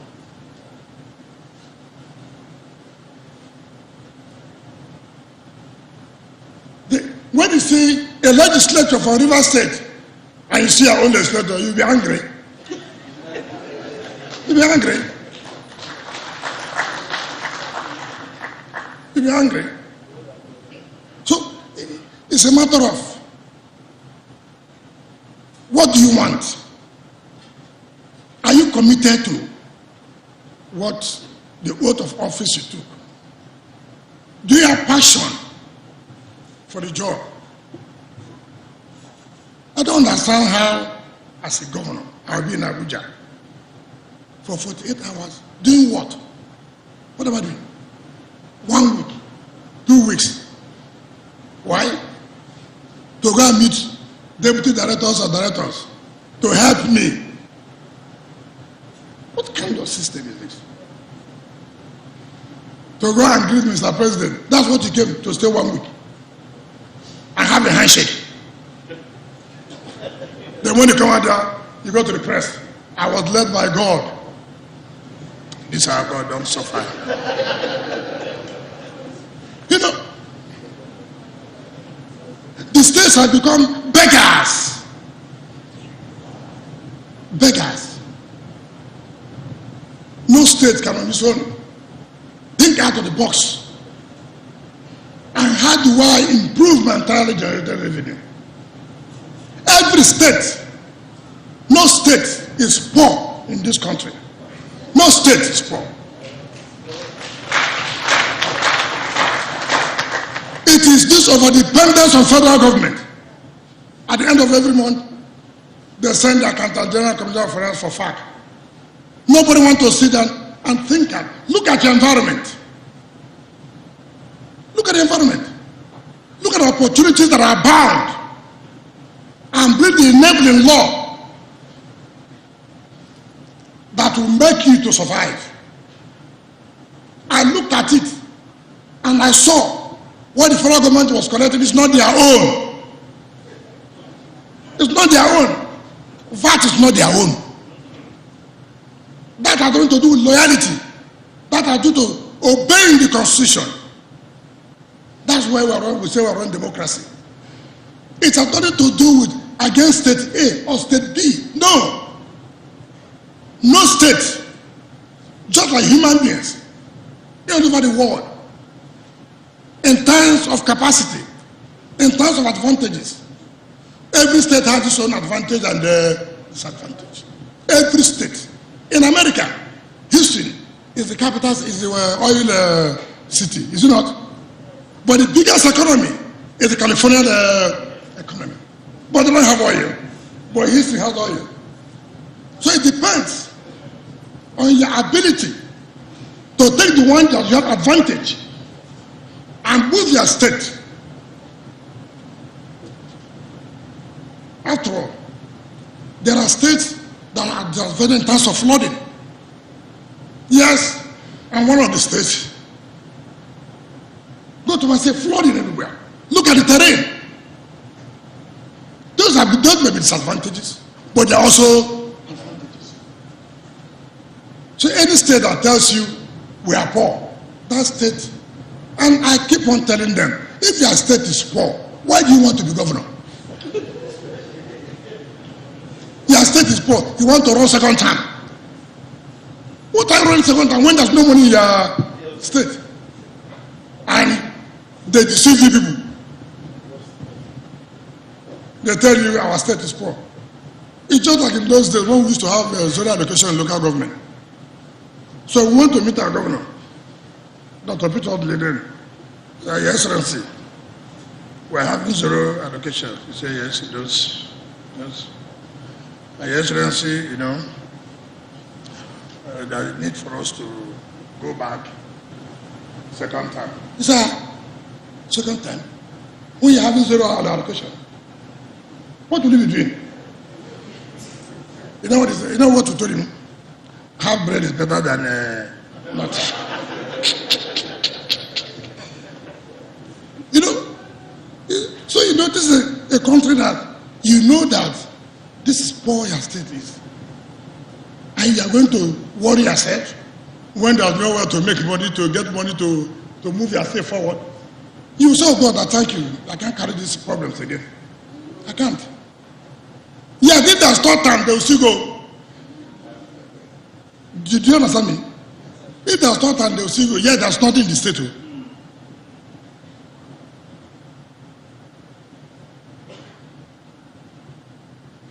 So, we must show that we are committed, and part of the commitment is to give good governance. Now, at our own level, to tell you, we did not even limit our support for the judiciary in the state. We didn't do that. We didn't do that. I didn't bother because there are federal courts. No. But I'm the governor of the state. I knew when they built that rickety court, it's a federal court, 1970 something. A state like Rivers, as the governor, I said no. This is also affecting the delivery of justice, dispensation of justice. There was only about 2 courts, federal courts. And after Lagos, another area that's so congested in cases, commercial cases, is Port Harcourt. So what I did, I met the chief judge of Federal High Court then. I said, my Lord, I know that it's not our responsibility, but it affects our state. Therefore, we are going to build a new brand federal high court. That was when Justice Alta was the chief judge. It has nothing to do with the state. But who are those that go to federal high court in Port Harcourt? There are those who are living in Port Harcourt. Is that not correct? Those who do commercial cases are those who business in Port Harcourt. So I must have to contribute to justice delivery.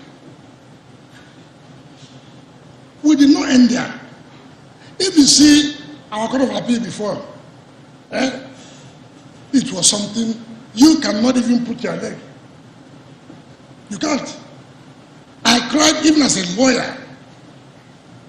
And you said I'm a bencher. I'm not just a bencher, I'm a live bencher. So put it well. There are benchers and there are live benchers. So I'm a bencher, but qualified as a live bencher. Life for life is for life. Now you go there. You say you pity yourself. I said, look, plastic chairs where judges will sit. The rain, oh God. I said no. I wrote to the chief to the president. I said, look, this is Port Harcourt. We can't have this. And they agreed. I don't know how many of you have visited Port Harcourt to go and see the Court of Appeal? Totally different. The industrial court was in Bayelsa.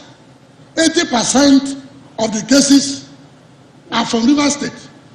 The security risk of people from River State going to Bayelsa every day over labor matter. I wrote to the president of the industrial court. I said, no, I know that you people say you don't have money. I'm ready to build industrial court in Rivers. So I don't want my people to be going to Bayelsa. Risk of motor accident, security. No. They agreed. And I built one of the best industrial court and forestry.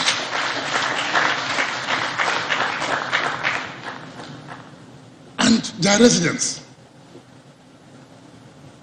Because those are things that will even fast track, promote business in my state. And when business is thriving, I'll get more revenue. Is it not correct? I get more revenue. So, it is not because it falls under the federal government. No. Who is suffering? The people of River State. So, it's my core mandate. It is my obligation to provide security, welfare of my people for their well-being.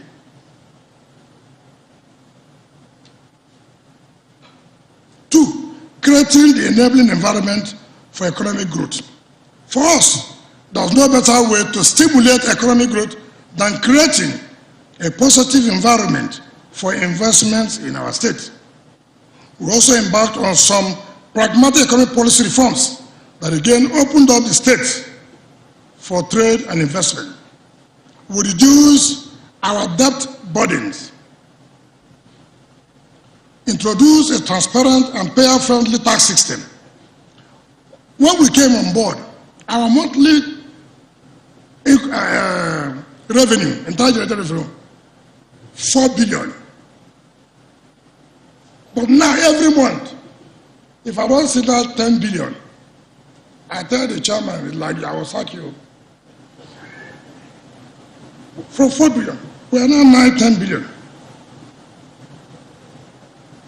So, whatever they bring from Abuja, they call it a federal, what do they call it? I don't know. I don't even know the name of it. So whatever they bring, I'll still survive. That is why the kind of infrastructure we are building is not infrastructure where you don't back it up with the front. No one project, not one will stay. I will finish everything before I leave on 29th of May. In this 1 year that makes it 6 years, 10 flyovers, 10, and built by Julius Berger.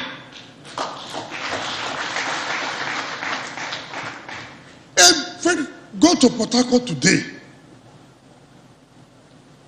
Don't say you are told, don't see on television, because there are a lot of wayo in this television thing. People don't know them. I have seen, I don't want to talk too much. When you come to Port Harcourt now, you know that, yes, that was the garden city of those, we are bringing it back to bring the garden city. Go and see the road. And when you hear you are given that contract, all of you know the quality of Julius Berger. All of you know how expensive they are.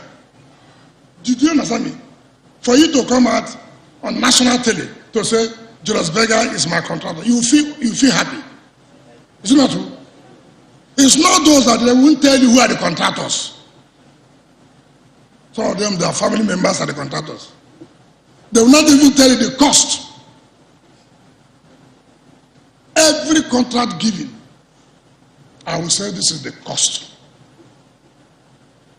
And I pay 70% upfront. 70% upfront. Because one of the problems for having proper budget, project execution is lack of funding. I tie most of the projects to the internally generated revenue. Take, for example, the Trans-Calabari Road, which is a major political road. Any governor that comes to if you want to be governor of River State, you will tell them you will do Trans-Calabari Road. At the end of the day, not Trans-Calabari. So, as I came, as I will do it, and I said to be done in 14 months. What did I do? Simple. Lubricant construction. You come. Sign an ISPO with us. Every month, they collect 1 billion. 14 months, 14 billion. And that's the cost of the job. So, do they need to come and write for permit for the entry certificate? No. They don't even see me again. Because at the end of the month, 1 billion into the account. And for me, my job is moving them. Because they have also signed, they must. So they don't even wait. They know that at the end of the month, money has dropped. The body, Corner Road, 18 kilometers by 60 ECC. I told them, look, sign an ISP with us. Take 1 billion naira from my IGR every month. The job is moving. Ahuda, road dualization. I said to Rosbeya, sign an ISP with us. The job is 9.something billion. Take 700 million every month. By 10 months, it's 7 billion. By 12 months, 8.something billion, is it not? By 13, 14 months, money finished. Delivered. And they are working there night because the money is coming. If you have passion, you must develop a strategy that will make you provide the infrastructure, the enabling environment that will make investors to come to invest. If there are no roads, no investor will come. Is that not correct? I mean, how will an investor come? Is he the one to do the road for you? No. So you must provide a conducive environment for your economy to grow. It's very, very key. So we have provided that enabling environment. Security is tight. You know, in those days, you read front page of it, 14 people abducted on their way from Owerri to Port Harcourt. You read Punch tomorrow. 25 people abducted from from Rumuji to Bayelsa. Oh my God. Oh my God. The STS director is here. He's here. Ask him the security situation in the states now. Ask him. He pulled out troop into Port Harcourt. I don't know what you're doing in Abuja. Finish this year study and come to Port Harcourt. And come to Port Harcourt. He knows the kind of security equipment we provide, our relationship with the security agencies. Ask them. Is here? Ask the Commissioner of Police. I don't know of any state. I don't know. Maybe Lagos. In terms of relationship and support for security agencies in any state. I don't know that. I don't know that. I don't know that. People should not transfer him now because I said this. You know, that's what I found out in your system. And he works well. He tells me, Your Excellency, we need this equipment. It has no money. We need this equipment to aid my work. And it is our responsibility. Because if we don't, then the environment will not be suitable. There will be crisis of security. And that will not allow investors to come. So these are the kind of things we have been able to do. One, democratic governance, allowing the structural institutions to be strong to perform on their own. 2, you create an enabling environment to make the economy to grow, to allow investors to come in. 3, you have to prioritize the kind of infrastructure, physical infrastructure. Is key. You know, some people carry out projects, let it be that I'm the one, I went to Dubai. I saw one monorail. Man, let it be that we built in my own time. What is the impact of that to the economy? From where to where? From where to where? So it is key that you must prioritize your infrastructure. We prioritize our infrastructure. What we did the first day we came on 29th of May 2015 was to tell Julius Berger and CCECC to make sure that no pothole in Port Harcourt. With all the OGRAs, go to town, now go there. That is prioritized. Because first of all, what tells a visitor of a state is a capital, is it not? The visitor has no time to go to the other local government. It is what he or she sees first in the city that informs him or her what the state is like. Is that not correct?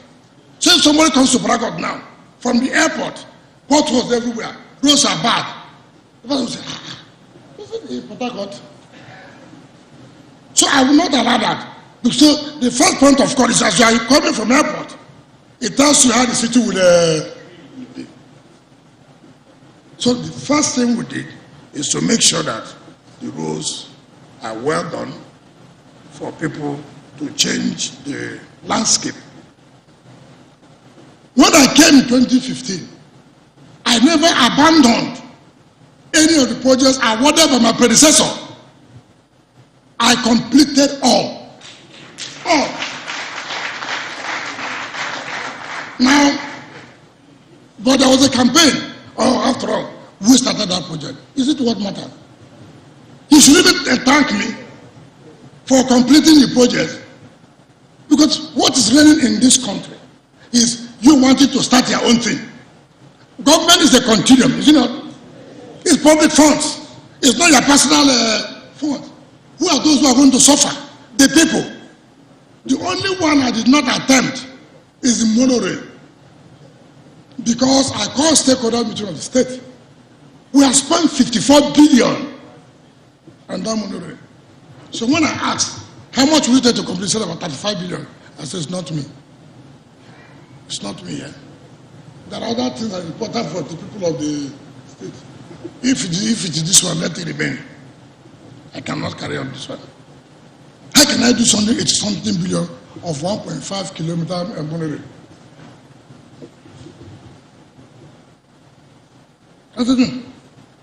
So I did not, because I did not award this contract. And I allowed those contractors that were given the job to continue. To continue. I can name them. I can name them.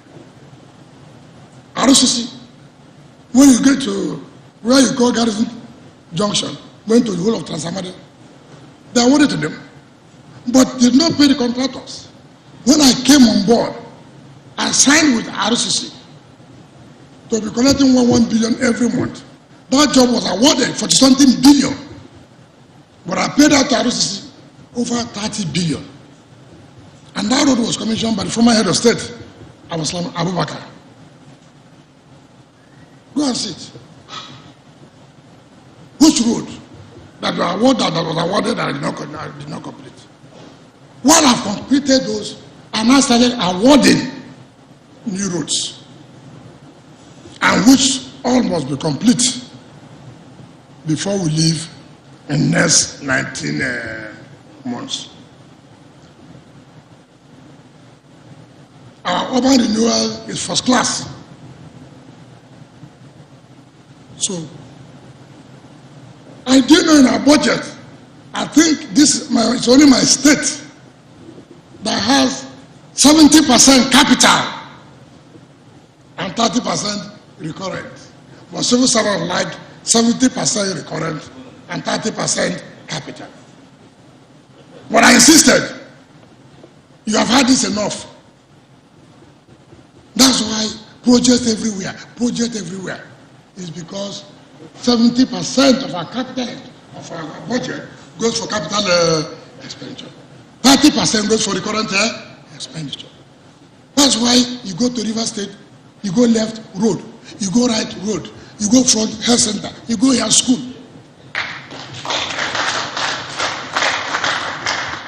And that's why when Mr. Vice President came, he said, Mr. Project. I said, thank you, sir. I didn't know that even from the other party, he perceived it.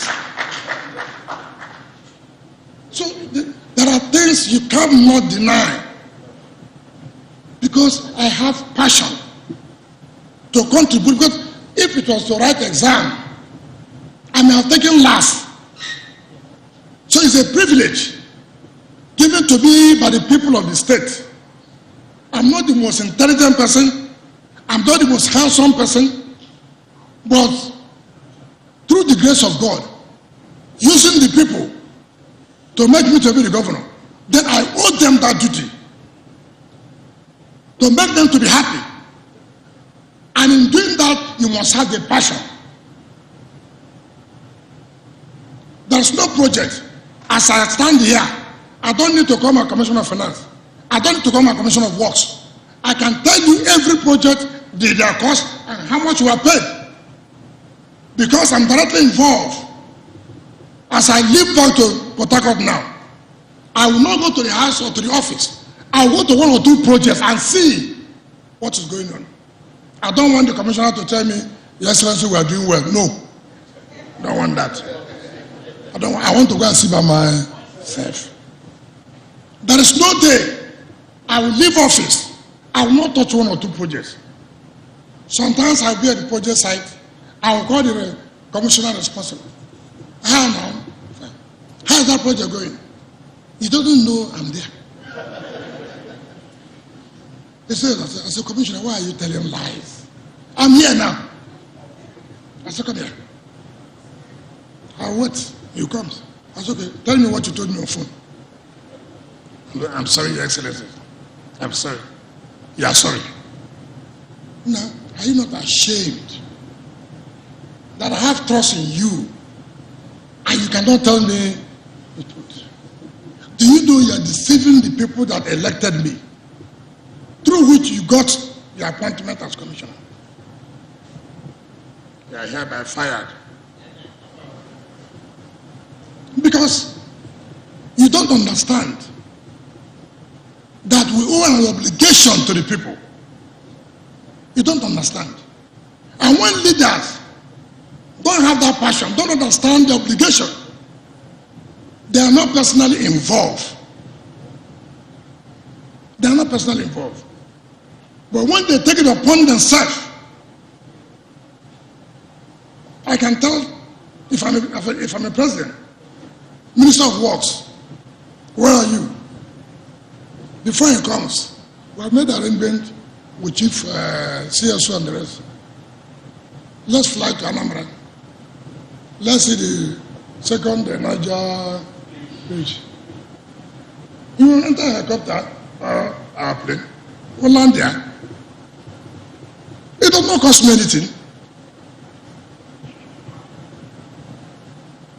It does not. So most of the leaders don't even know the state or the status of whatever project they're carrying on. And for you to do that, you must have a leader who has the vision, a leader who loves his people, and a leader who is committed to doing that job. It is very, very important. Very, very important. So it's not a question of politicking. It's not a question of party.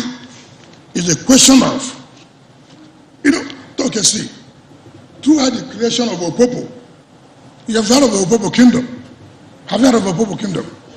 Ancient Opobo Kingdom. King Jaga, you've heard of it. Since their creation, they've never seen road in their life. Hundreds of years ago, when the Opobo was created, they have never seen road. But I was determined, I was committed. I said, it doesn't matter what it will cost. Before I leave office, I would have been the governor that made the Opobo people not to go by water, but to go by road. Today, I'm so happy to say that that vision has been materialized, that vision has been fulfilled.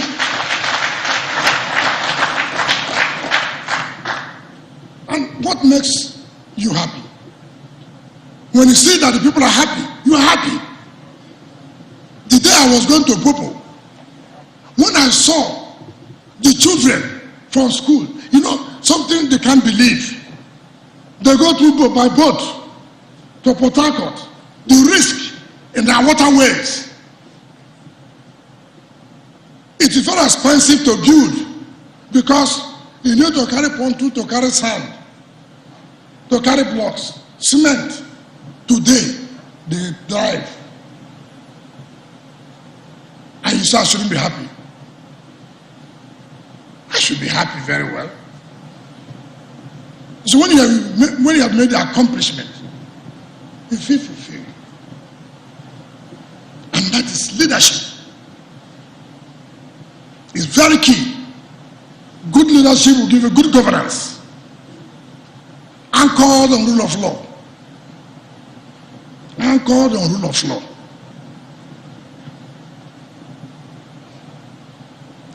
Greater emphasis on social capital development. Greater emphasis. As Franklin D. Roosevelt once said, we cannot always build, but we can build our youth for the future. End of quote.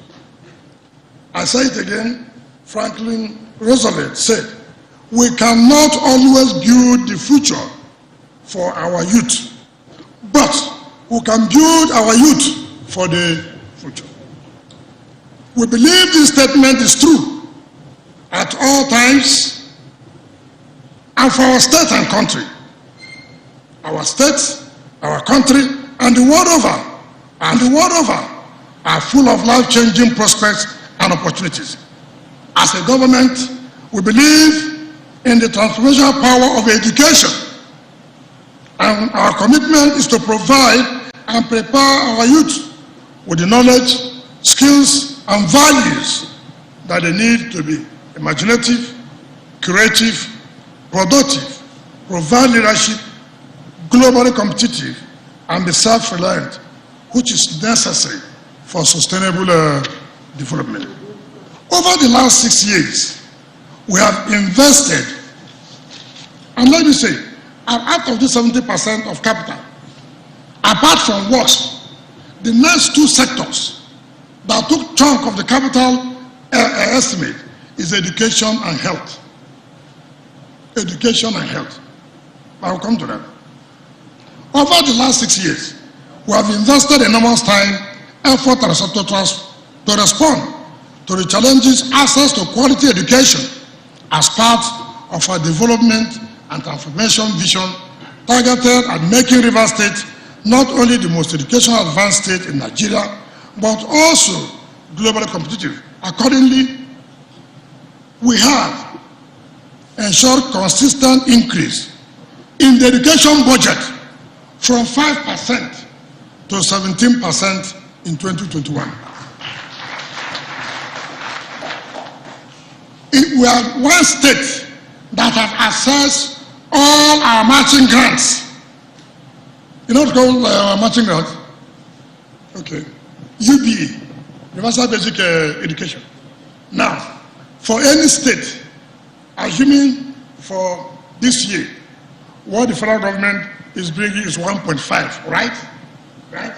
Now, for that money to be available to you, you must also bring 1.5, which makes it 3 billion, right? And then you have to provide a working document. What these 3 billion will be used for. The schools, the furniture that will be used for. Now, since I came on board in 2015, I have accessed all these funds to 2021. I have accessed all these funds to 2021. There are many states that have not accessed for the past 10 years.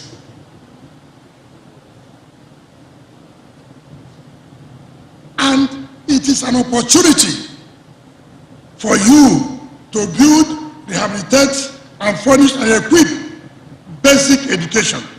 As I speak to you, primary school, junior school, secondary school, not less than 300 have been rehabilitated, have been rebuilt and furnished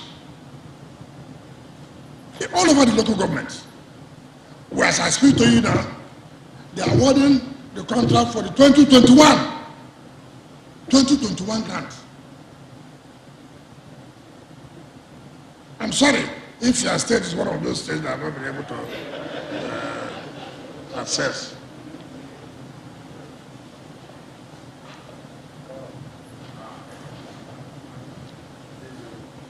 Another fundamental thing is it may not be too expensive, but poverty is a problem.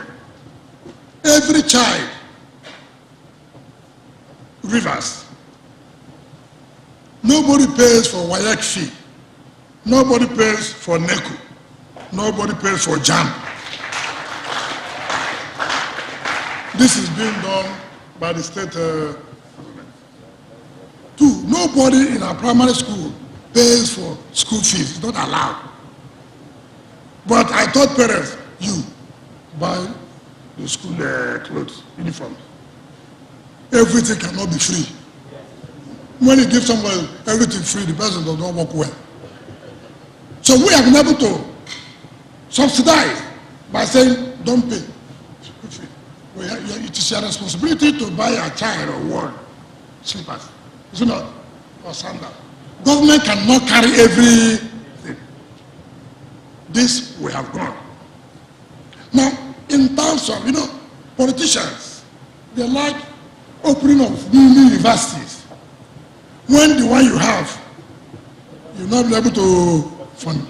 There is nothing wrong if the funds are there in order to create access to tertiary education. So what we did in our own case is, look, Rivers State University, now that it has been amended, it used to be Rivers State University of Science and Technology.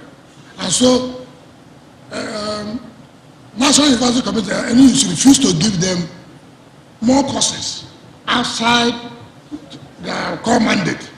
So we have to amend that to make it that something that is now open so they can have more courses. Like now they have faculty of agriculture, these management sciences, social sciences. So what I did, I said, look, the space is no longer going to contain it. Therefore, I shall approve for the construction of 3 more new campuses in 3 local governments so that you can also take development to that local government. You can imagine where today you have faculty of social sciences in Ahuda local government. You have faculty of agriculture in Eche local government. You have a faculty of humanities in Emewa local government. Now, I gave to each of them 3 billion.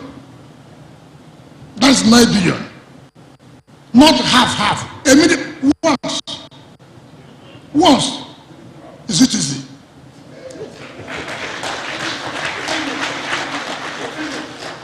$9 billion at once. Go each, open these new campuses, take 3 billion, huge for the faculties. So that they can also drive development. Students will be there. It will create economic activities. People who are living in that area will start having restaurants. Right? You can see the multiplier effect.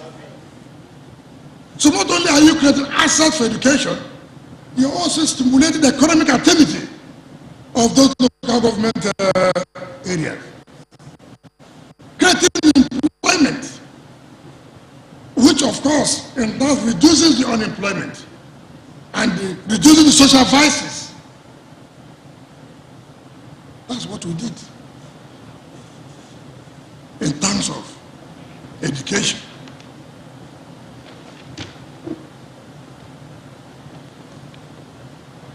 You may not believe it. You may not believe it that a whole university that was created in 1967 does not have a university that runs medical sciences. Can you believe that? So, having medical professionals and other related courses became a problem to the people of the state because they can only go outside and there will be high competition. Take, for example, University of Port Harcourt. It is not only Rivers people, because it's a federal university. So I said, okay, as I came, we must establish a faculty of health sciences that will run medicine, pharmacy, and other allied courses. Now, when the College of Dental and Medical Council came, and I asked them, they told me, look, the requirement to do this, for them to approve, for you to start, it is not going to be easy. Therefore, they cannot allow them to start with more than 20 students. That's okay. Assuming I comply by making sure all these things you are talking about are provided, can you approve 100 to start? They say they are not sure. So there's no need of answering that question. They are not sure that government can, but they have seen government making promises without fulfilling it.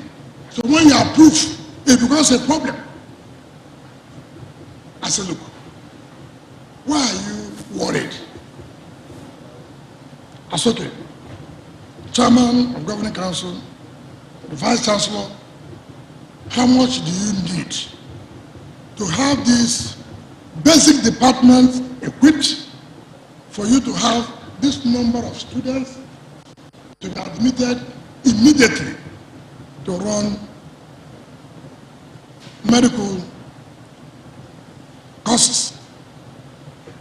They say, look, they need buildings for faculty of basic clinical sciences, the department of pathology, this and that and that. It costs you. They said 7.5 billion. I said, okay, come tomorrow. I can release 7.5 billion to them. It's time. The medical and dental college wrote to them, we have approved 100 students for you to start with. And as you go to Port Harcourt, go and see. So in the next 5-10 years, Rivers State will be supplying doctors to most of your states. I did not end there. No student in Faculty of Medical Sciences will pay a dime. Rivers State government took care of that. We have partnership with Pamo University of Medical Sciences, which is a private university. The only university, one private that only runs medical courses and other allied courses attached. I said, look, to make sure we have more medical doctors and allied professionals, every academic section, Rivers State will take not less than 130, and we will pay their fees. So every year, we pay the fees of Rivers children who are in Pamo University of Medical Sciences. Now, when you combine 130 every year, conduct 100 starting from Rivers University. So you are talking about 230 in a year. Now take in 7 years' time, how many medical doctors that will be of Rivers indigent? And they are going to graduate the first sort of the students from Palmer Medical University on 18th of December this year. So, and I said to the university, as I leave, I will pay all their school fees in the next 7 years so that nobody will drop. Nobody will drop. So, you see, that is what we have done for the health sector. Today, we have the Mother and Child, which is the only hospital that's for mothers and children. It was commissioned by the Minister of Health. Now, but why are we not using it now? Because we are trying to have a private-public partnership. We don't want to say government people to come out of it will die. So we want to lease it out to a private person, then negotiate with them what government will be paying as a subsidy for Rivers people, for Rivers mothers and children that will be going to that hospital. Because you know, part of the problem we have today is our civil servants, which is part of it.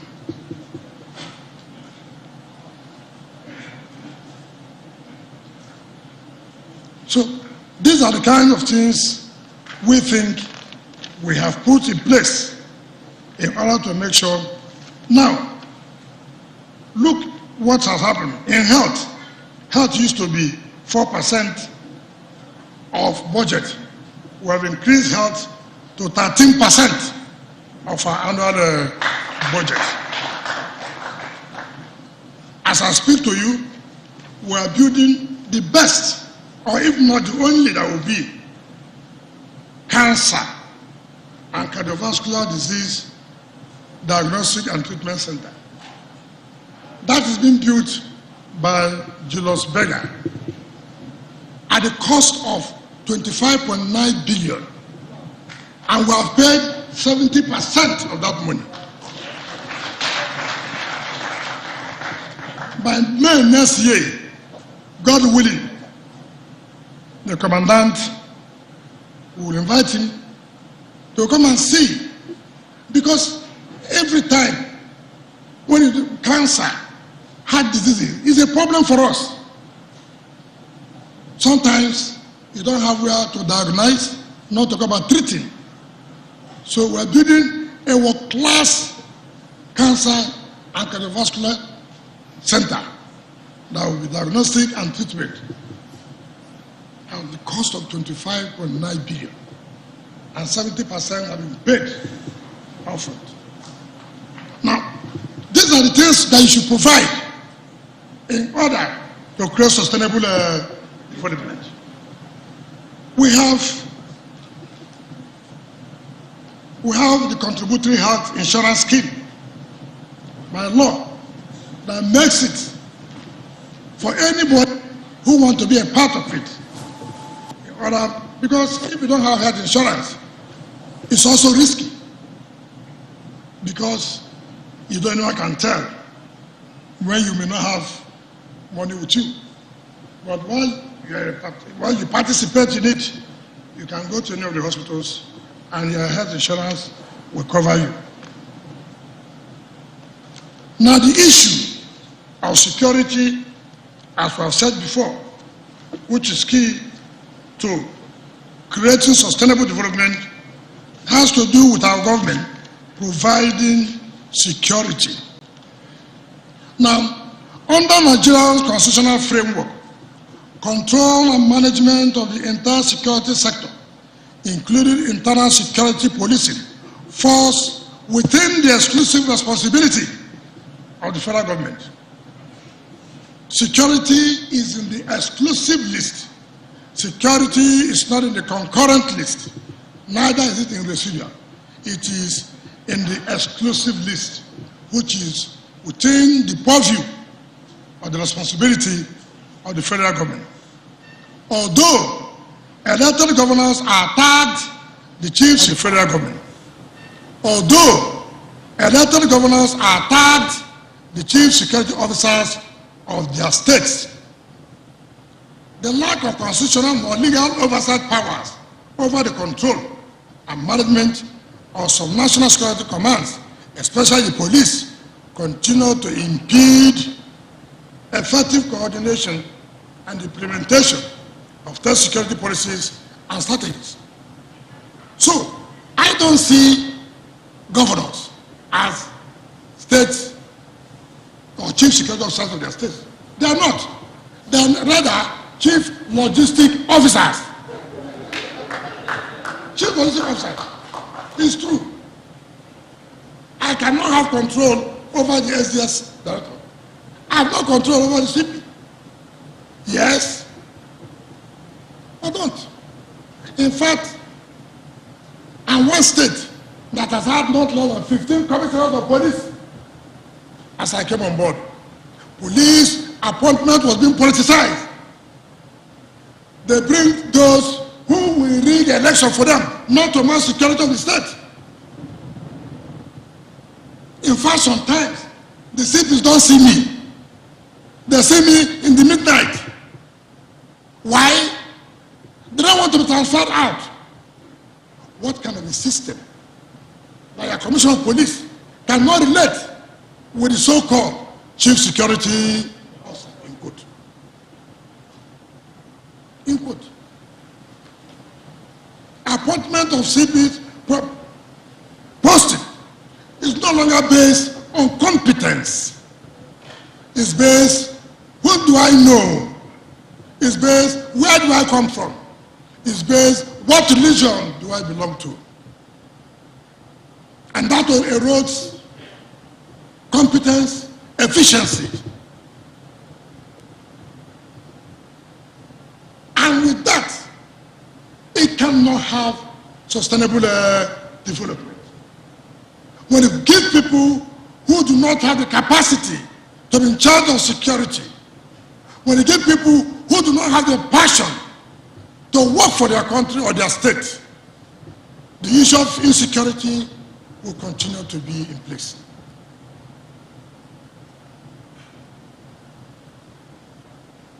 I have never wasted time to wait for the federal government to give me support before I know what to do. Never have they given me any support before.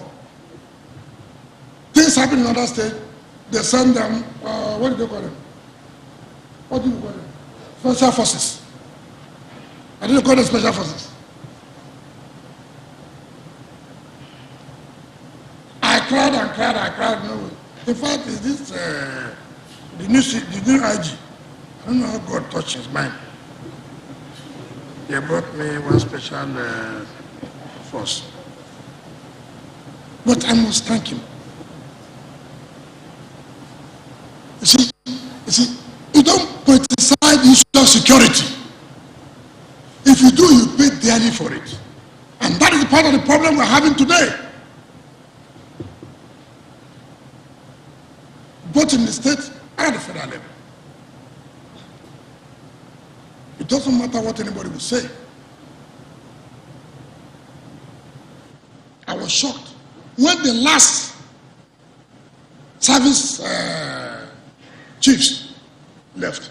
I've never seen a country like this.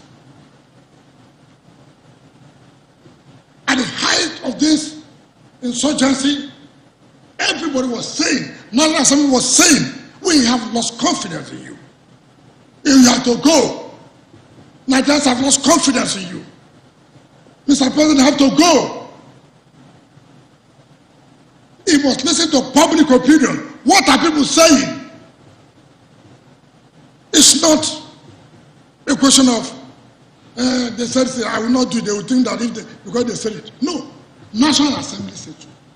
National Assembly passed a vote of no confidence for the inefficiency. But unfortunately too, the same National Assembly screened and confirmed them to be ambassadors. That is the country we are in. That is our country, Nigeria.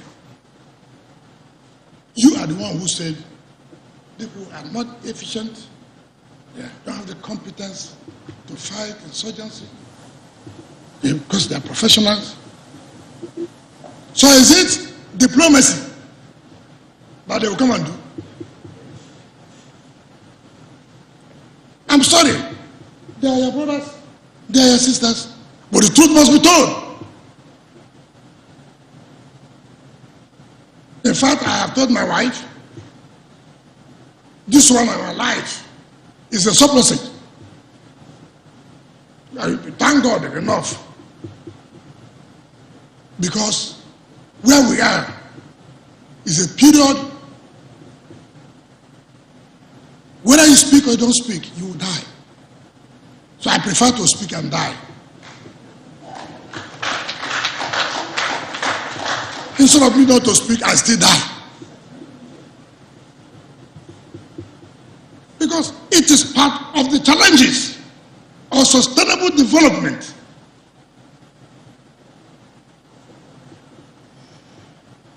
When the people cannot be protected, when the people are afraid of even going out to find their daily bread because of insecurity, then that country is doomed. It's doomed. You know what pains me is when a country, when it has gotten to the point of bandits attacking critical facilities like going to the barracks, then you know there's danger. You can attack people on the road, but for you to enter the barracks of security agencies, to enter the NDA, then there's a crisis. There's nothing anybody can defend on that. For them have to have the capacity, then we have to take the issue of security very, very serious. There must be interchange of information, intelligence among the security agencies. But here, they are fighting among themselves. SSS will have, he has no confidence in the police. He said the police will leak the secret. Oh, the IG will say, oh, the chief of army staff is interfering in my work. Our own case is person instead of the institution. Nobody can stop it. You must exchange intelligence. You must work together. There must be synergy amongst the security agencies. Working together, sharing information. It doesn't matter whether I like the face of IG. It doesn't matter whether I like the face of DGSSN. It doesn't matter whether I like the face of Chief of Army Staff. It doesn't matter. We are talking about institution. We are not talking about the persons. We are not talking about the individuals. No. So it is important that we must get it right in order to solve the problem of sustainable development.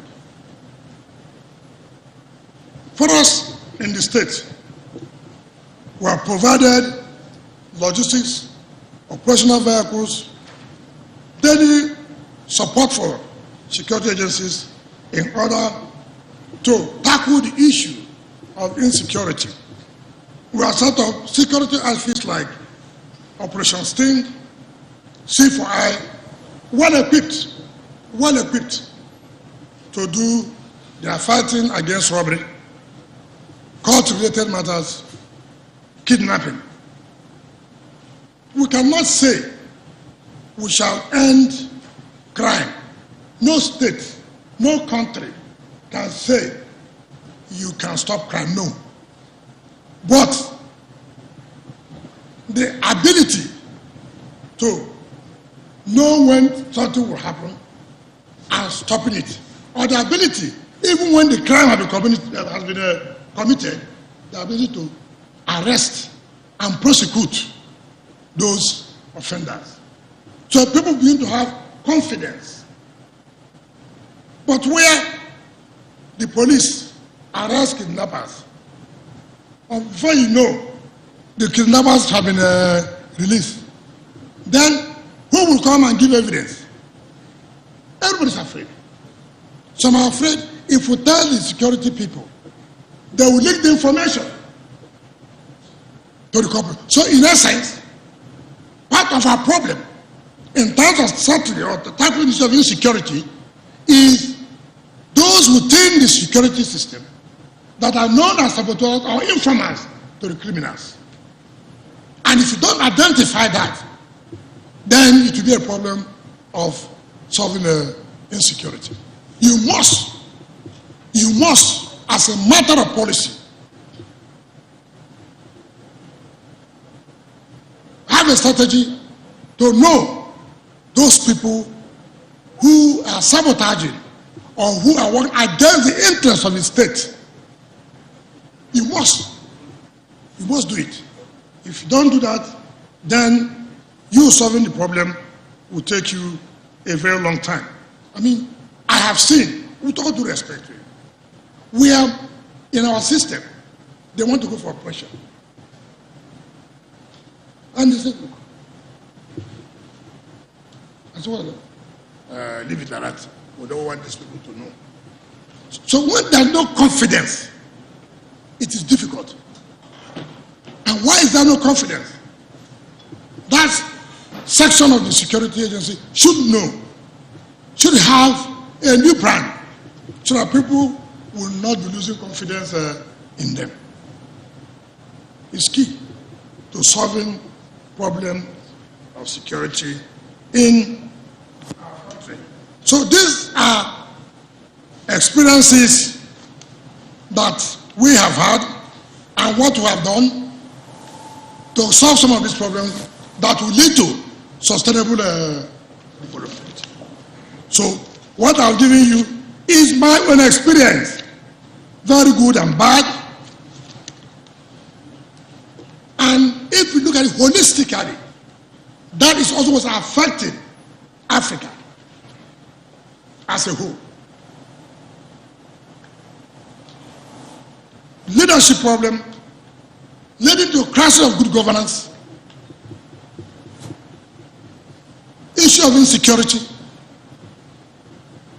not providing the enabling environment that will stimulate the economy to create jobs. If you don't have all this in place, then you can't talk about achieving the sustainable development goals. You can't do it. Conclusion. We are happy. I was thinking,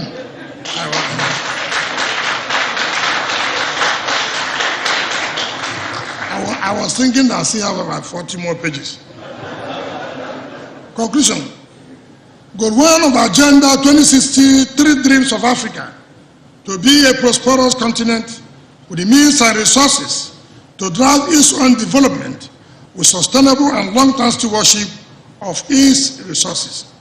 We have shown from the discourse that Africa has both the framework and the resources that are needed to transform the goals and aspirations of sustainable development into reality, to drive and achieve universal peace, security, and prosperity for its people. The people of Africa are industrious and resilient enough to exploit Africa's abundant opportunities for development. By all accounts, African leaders are struggling to make the required positive change in the lives of their people, and in many countries, these efforts are bearing some positive fruits in resolving the age-long challenges of underdevelopment, poor economic growth, lack of infrastructure, poverty, insecurity, and climate change. However, among other challenges, lack of effective governance and human have continued to diminish the efforts of Africa at achieving developments that are economically inclusive, ethically sound, and socially equitable. The failure to achieve human security is an albatross that engenders disillusionment and costly civil conflicts that threatens not just the well-being of citizens, but also the very existence of states from within. Africa must therefore summon the political will to address the fundamental issues of good governance and human security, which are the basic preconditions for accelerating the realization of sustainable development across the continent. To this end, I'm persuaded to suggest that Africa must address the factors limiting human security and sustainable development by strengthening its governance systems to enable visionary political leadership through democracy and effective and inclusive governance based on the rule of law, judicial independence, and respect for human rights, human dignity, and social justice. Ensuring that the electoral process must be transparent, fair, and credible at all levels of the democratic process, guarantee the emergence and institutionalization of credible political leadership and governance. To build a strong, independent, efficient, and effective public institutions to advance and implement and enforcement of public policies on peace building, security, socio-economic inclusions, and equitable governance. Creating a positive environment for investment and economic growth through sound fiscal and macroeconomic policies, integration into the international economy, attracting foreign direct investment in export business activities, stable legal environment, stable energy supply, and investing in quality infrastructure to support economic growth. We must also scale up investments in agriculture and food security and small and medium-sized businesses to create employment and prioritize human and social development, including healthcare, education. And finally, ensuring social justice with viable policy initiatives to close the wealth gap, eradicate poverty, reduce inequality and exclusion through equitable and inclusive distribution of the nation's wealth, and holistically and pragmatically address all security threats to human lives, property, and livelihoods. And finally, relying more of using political rather than forceful responses to the resolution of civil conflicts and legitimate agitations for social, economic, and political justice. Thank you for your attention.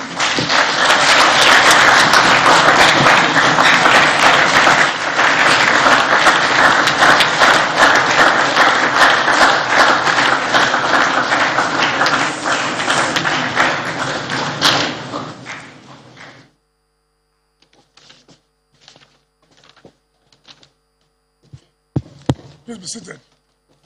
Be seated, please. No, sit down.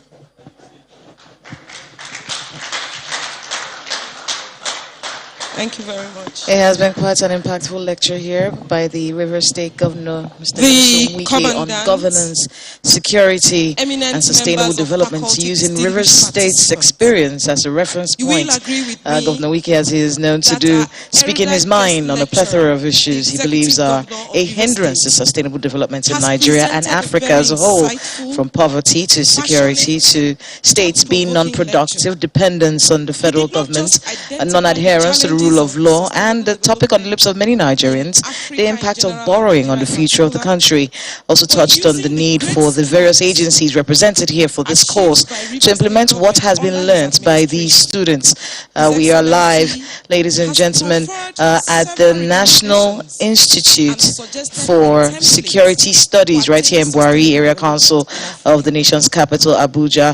The topic delivered by the Executive Governor of Rivers State, Mr. Nyesom Wike, Governance governance, security, and sustainable development in Africa, nexus, challenges, and prospects. The River State Experience delivered to 66 students in the course taking place here, a 10-month course, and many agencies, over 24 agencies represented here at this particular event. To interact with you and ask 1 or 2 questions. With your permission, sir. Okay, we'll take 4 questions. Thank you, sir. 1 from each syndicate. We have 4 syndicates. From the participants. As we had stated earlier, the course participants here had drawn from 24 agencies in Nigeria and other countries in the West African sub-region like Gambia, Ghana, and Liberia. Officers from the military, intelligence, security, paramilitary, law enforcement, regulatory, and other federal government strategic agencies. And they are ranking from the Office of Deputy Director and above, or its equivalent in the armed forces. And they are right now getting ready to ask questions to the Executive Governor. In your area is saddled with some security challenges, and these challenges go a long way to affect your revenue generation. I would like to know from your outfit what you are doing specifically to ensure peace in the area in order to enhance revenue generation. Thank you.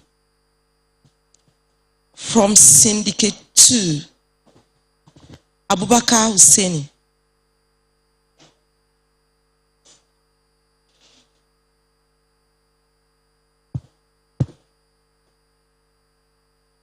Good afternoon, Your Excellency. My name is Abubakar Husseini. I would like to actually acknowledge the courage of the Vice President of the Federal Republic of Nigeria, Professor Yemi Osibanjo, who nicknamed you Mr. Project, despite political differences. Having actually seen your passion, determination, and distinction with which you manage the affairs of River State. In your presentation, sir, you have highlighted a lot of shortcomings. Can you actually please summon the courage to also acknowledge the positive strides of the Buhari-led administration, federal government, in terms of national unity, development, and stability? Thank you, sir. Syndicate 3, Johnson Ojogbane.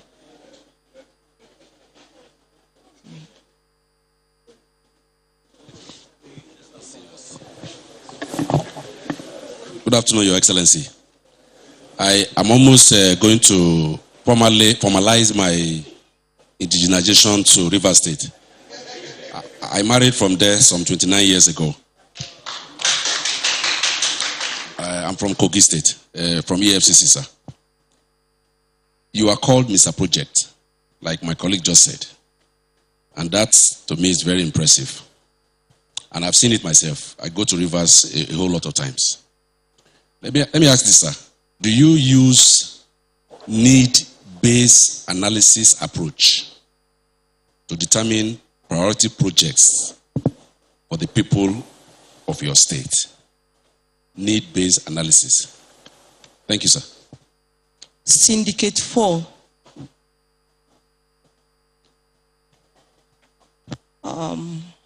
Lowell.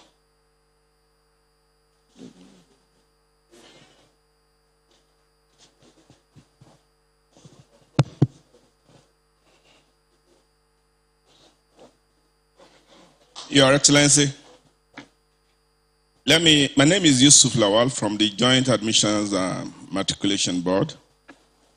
Let me first acknowledge the fact that when you gave directives for free application form for JAMB candidates, we had to ask you whether it was only for River State indigents. But you replied that no, it's for everybody in River State. And not only that, on the same day that we met you, you gave us three units of 3 story buildings, all completely furnished. Not because it's a state matter, but even though it's a federal government issue, you were looking at education and you acknowledge the fact that, yes, you were in the Ministry of Education at the time and you asked us to take everything. Thank you for that, sir. You were a local government chairman. You are a lawyer, sir. And you have talked about subnational today in your presentation. And one then begins to wonder what the issue is all about, the local government autonomy. Incidentally or coincidentally, the wife of the governor of Rivers State is on the bench of the Rivers State judiciary. So what is the issue also about judicial autonomy? The information the public is getting is that the governors are the one blocking these issues. But you have reeled out today in your presentation the very robust relationship that exists between the Rivers State government